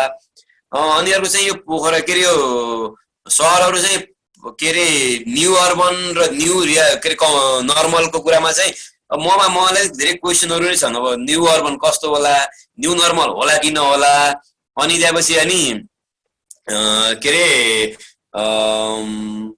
प्रोलेटारिएट रिभोल्युसनको केन्द्र जुन सहर थियो नि त्यो रहिराख्ला कि नरहला। हुन त अब सबै सहरहरू इन्डस्ट्रियल सहर चाहिँ छैनन्। इन्डस्ट्रियल सहरहरूमा चाहिँ यो प्रोलेटारिएट रिभोल्युसन हो, कतिपय सहरमा चाहिँ यो प्रोलेटारिएटहरू सबमिसन कि उनीहरू छोडेर बसेका चाहिँ रिभोल्युसन भन्दा पनि उनीहरूको सबमिसनले बनेका सहर पनि देखिँदा रहेछन्। त्यसले गर्दा सहर चाहिँ एउटा मात्रै तरिकाले हेर्न मिल्ने खालका नभएको हुनाले चाहिँ अब सहरको त्यो रियालिटी एउटा देख्न पाइन्छ भने अर्को चाहिँ अब बल्ली बढी म फोकस गर्ने भनेको अर्बन आइडेन्टिटी, सहरी परिचयको निर्माण। मान्छेले कसरी सहरी परिचयको निर्माण गर्दा रहेछन्, खास गरी पपुलर इमेजिनेसन र एक खालको हामीले देख्छौँ नि गाउँमा हुने जुन लिभड एक्सपिरियन्स थियो त्योबाट चाहिँ मान्छे एकदम थकित र आजित भइसकेको हुनाले चाहिँ स्किप गर्नलाई चाहिँ त्यो सहरका विभिन्न कुराहरू सुनेर त्यसका विभिन्न कथाहरूले गर्दा, विभिन्न व्याख्याहरूले गर्दा, विभिन्न चाहिँ विशेषहरूले गर्दा चाहिँ सहरमा चाहिँ यो अप्सनहरू पाइँदो रहेछ भनेर चाहिँ देखिसकेपछि सहर झरिसकेपछि अनि त्यसरी चाहिँ त्यहाँ रहेका पुराना सहरी बासिन्दाहरूसँगै आफूलाई फिट गर्नलाई एडजस्ट गर्ने क्रममा त्यो एडाप्टेसन गर्ने होस् अथवा चाहिँ आफूलाई चाहिँ त्यहीँनिर गएर एस्टिमुलेसन गराउने कुरा होस्, यो चाहिँ के पद्धतिले मान्छेलाई आफूलाई त्यहाँ फिट गर्न खोज्दो रहेछ भन्ने कुरा चाहिँ अलि बढी चासोको विषय, गहकिलो विषय र यो अब पनि सायद कायम रहला जस्तो लाग्छ मलाई यसको स्कोप चाहिँ। किन भन्दा मान्छेले अब नयाँ मान्छेलाई हेर्ने दृष्टिकोण सायद पहिला जस्तै नरहला जस्तो लाग्छ मलाई। किनकि मान्छे यो न्यू मान्छेसँग चाहिँ अलिकति डराउने पहिलेबाट जो प्रवृत्ति हो त्यो झन् बढेर जाने हो कि यस्ता पेन्डेमिकले अहिले रिसेन्टमा हामीले देखेको पेन्डेमिक त कोरोना हो, त्यसले गर्दा यसले चाहिँ त्यो खालको मान्छेलाई चाहिँ साइकोलोजी डेभलप गर्ने हो कि जस्तो चाहिँ मलाई लाग्छ। मैले चाहिँ रेस्पोन्स गर्ने क्रममा भन्न पाउने कुरा यहाँनिर भन्न पर्ने कुरा यिनै हुने जस्तो लाग्यो मलाई। अब कति भन्न सकेँ, कति रेस्पोन्स गर्न सकिनँ चाहिँ आफ्नो ठाउँमा रहे। तर चाहिँ म सायद यो एमफिलको कोर्समा नसमेटेको विषय हो कि जस्तो लाग्छ अर्बन एन्थ्रोपोलोजी चाहिँ। त्यो विधाको भएको हुनाले सायद अबको उसमा चाहिँ योतिर कन्ट्रिब्युट गर्न पाइएला कि भन्ने अपेक्षा पनि छ मनमा। अब योतिर चाहिँ यो जुन ल्याकुनी भनौँ त्यसलाई चाहिँ गर्न पाइन्छ कि। हुन त अब एन्थ्रोपोलोजीमा एउटा चाहिँ ठुलो बहसको विषय पनि छ है, एन्थ्रोपोलोजी इन द सिटी हो कि एन्थ्रोपोलोजी अफ द सिटी भन्ने पनि अर्बन एन्थ्रोपोलोजीमा। अब अर्बन एन्थ्रोपोलोजी हुन्छ कि हुन्न, सहरमा आएर एउटा कुनै पर्टिकुलर स्टडी गर्यो भने त्यो अर्बन एन्थ्रोपोलोजी हुन्छ कि हुन्न। मैले एन्थ्रोपोलोजी गरे हो, एन्थ्रोपोलोजी पढ्या हो, एन्थ्रोपोलोजी कुनै रिसर्च मैले सहरमा गर्छु त्यो अर्बन एन्थ्रोपोलोजी हुन्छ कि हुन्न भन्ने पनि छ। त्यसलाई त भन्ने कुरा रहेछ, आफूले अर्बन एन्थ्रोपोलोजी भन्न चाहने कि नचाहने भन्ने कुरा रहेछ। मैले अर्बन एन्थ्रोपोलोजी भनेर भन्न मन लाग्यो, मैले भने। अब सहरमा जाने रिसर्च गर्ने अर्बन एन्थ्रोपोलोजी नभन्दा पनि एन्थ्रोपोलोजी चाहिँ भइरहेको रहेछ। त्यसले गर्दा त्यो चाहिँ कुनै कुरा राखेँ र सायद मैले रेस्पोन्स गर्ने कुराहरू यति नै थिए जस्तो लाग्यो। सायद हामी लगभग 1 घन्टा सायद म लगइन गरेको त 2 घन्टा नै भयो जुममा। 1-2 घन्टासम्म बस्न पाइयो, आफ्नो कुराहरू सेयर गर्ने मौका मिल्यो, फोरम मिल्यो। सायद यो पनि कोरोनालाई धन्यवाद दिनुपर्छ। कोरोना नभएको भए सायद यो जुमका प्रयोगदेखि लिएर यसरी चाहिँ वेबिनारहरू गर्ने कुराहरू चाहिँ सायद यति चाँडै यति छिटै यस तरिकाले हुन्थेनन् होला। त्यसले गर्दा कोरोनाको पोजिटिभ यहाँ पनि देख्न पाइयो। यो एमफिल 2076 ब्याच प्रति म एकदमै नतमस्तक छु। हजुरहरूलाई धन्यवाद, आभार व्यक्त गर्न चाहन्छु। र यस्ता मौकाहरू फेरि पनि मिल्नेछन् र हामी एन्थ्रोपोलोजिकलदेखि लिएर अरू खालका सेयरिङमा यो जुट्ने क्रमको यो एउटा हिस्सा मात्रै हो। यस्ता धेरै हिस्साहरू थपिँदै जानेछन्, धेरै पाइलाहरू अगाडि आउनेछन् भन्ने अपेक्षा लिँदै सम्पूर्ण साथीहरूलाई फेरि पनि धन्यवाद दिँदै सायद मेरो प्रस्तुतिलाई यहीँ टुङ्ग्याउँ जस्तो लाग्यो। धन्यवाद है। हजुर सर, एकदम धन्यवाद छ सर, एकदम इन्साइटफुल। अलिकति भनौँ न हामी प्र्याक्टिकल कुराहरूलाई नै जोड्दै गऱ्यौँ र यो अर्बन एन्थ्रोपोलोजी भनेर हामीले मोडर्नाइजेसनको कुरा गर्दाखेरि अर्बनसँग जोडेर त हामी कुराकानी गर्छौँ, तर आजकोमा चाहिँ नि अर्बनलाई नै फोकस गरेर यसरी छलफल गर्दाखेरि अब ठ्याक्कै त्यही विषय भनेर भन्दा पनि अब त्यहाँ त्यो जोडेर जाने विषय पनि हो। एउटा चाहिँ मेन स्ट्रिमिङ भएर जाने, एउटा चाहिँ नि स्ट्यान्ड एलोन भनेर भन्छौँ नि, यो प्रोजेक्टको भाषा बोल्दैछु म, त्यताबाट आएको भएर अहिले हामी स्ट्यान्ड एलोनको रूपमा कुरा गरिरहेछौँ, तर मेन स्ट्रिमिङको पाटो पनि हो। हामीले मोडर्नाइजेसन कुरा गर्दाखेरि अर्बनलाई हामी छुटाउन सक्दैनौँ। त्यसले गर्दाखेरि आजको छलफल धेरै चाहिँ नि अब राम्रो भएको चाहिँ नि लाग्यो र साथीहरूले पनि त्यही कुराहरू महसुस गर्नुभएको होला र आजको छलफलमा सरले राख्नु भएको प्रस्तुति त्यसमा थप नयाँ चाहिँ नि सोच्नुपर्ने एरियाहरूलाई सुरेश सरले पनि हाइलाइट गर्नुभएको छ त्यो र हाम्रो साथीहरूले जुन छलफलमा ल्याउनु भएको कुरालाई हेर्दाखेरि यो अर्बन एन्थ्रोपोलोजीको कुरो भनेको एक त नयाँ भर्खर हामीले थाहा पायौँ अमृत सर नै पहिलो हुनुहुँदो रहेछ नेपालको लागि भनेपछि हामीले धेरै छलफल गरेकै छैनौँ भनेपछि अझै धेरै छलफल गर्नुपर्ने र आजको सेसनबाट सरको प्रस्तुति सुरेश सरको चाहिँ नि उजागर गरेका एरियाहरू र हाम्रो साथीहरूले उठाउनु भएको कुराले अझ चाहिँ नि आगामी दिनमा यसलाई विभिन्न एङ्गलबाट छलफल गर्न पर्ने रहेछ गर्न सकिँदो रहेछ भन्ने कुराहरू चाहिँ यसले प्रुभ गरेको जस्तो चाहिँ लाग्यो र आजको छलफलमा र पछिका दिनमा यसलाई कसरी जोडेर लान सकिन्छ भन्ने कुरा सोच्दै जानुपर्छ होला भन्ने पनि राख्दै म अमृत सरलाई विशेष धन्यवाद दिन चाहन्छु आजको चाहिँ नि सेसनमा प्रस्तुति गरिदिनु भएर समय दिनु भएर जुन गर्नुभयो त्यसको लागि धन्यवाद छ त्यस्तै गरिकन सुरेश सरले पनि हाम्रो यो प्रयासलाई अझ चाहिँ नि अब इनर्जी दिन भनौँ अझ इन्साइटफुल बनाउनुको लागि जुन योगदान गर्नुभयो उहाँलाई पनि धन्यवाद दिन चाहन्छु र हाम्रो साथीहरू चाहिँ नि जो क्लासमेटहरू हुनुहुन्छ उहाँहरू सबैलाई धन्यवाद अनि यहाँ मैले अर्को एक दुईजना साथीहरू पनि जो हाम्रो क्लासमा हुनुहुन्न तर उहाँहरू आएर यहाँ पार्टिसिपेट हुनुभएको छ र एक्टिभली चाहिँ नि क्वेसनहरू पनि राख्नुभयो विचार पनि राख्नुभयो उहाँहरूलाई पनि धन्यवाद छ र यो फोरमलाई हाम्रो क्लासमेटको विचार मात्र होइन बाहिर पनि अझ फराकिलो गर्न पायो भने हामीलाई पनि फाइदा हुन्छ र एन्थ्रोपोलोजीको विचारलाई अझ फैलाउनको लागि बुझाइलाई फैलाउनको मद्दत होला भन्ने आगामी दिनमा आशा गर्दै आजको यो फोरमलाई यही अन्त्य भएको पनि म भन्न चाहन्छु हस् धन्यवाद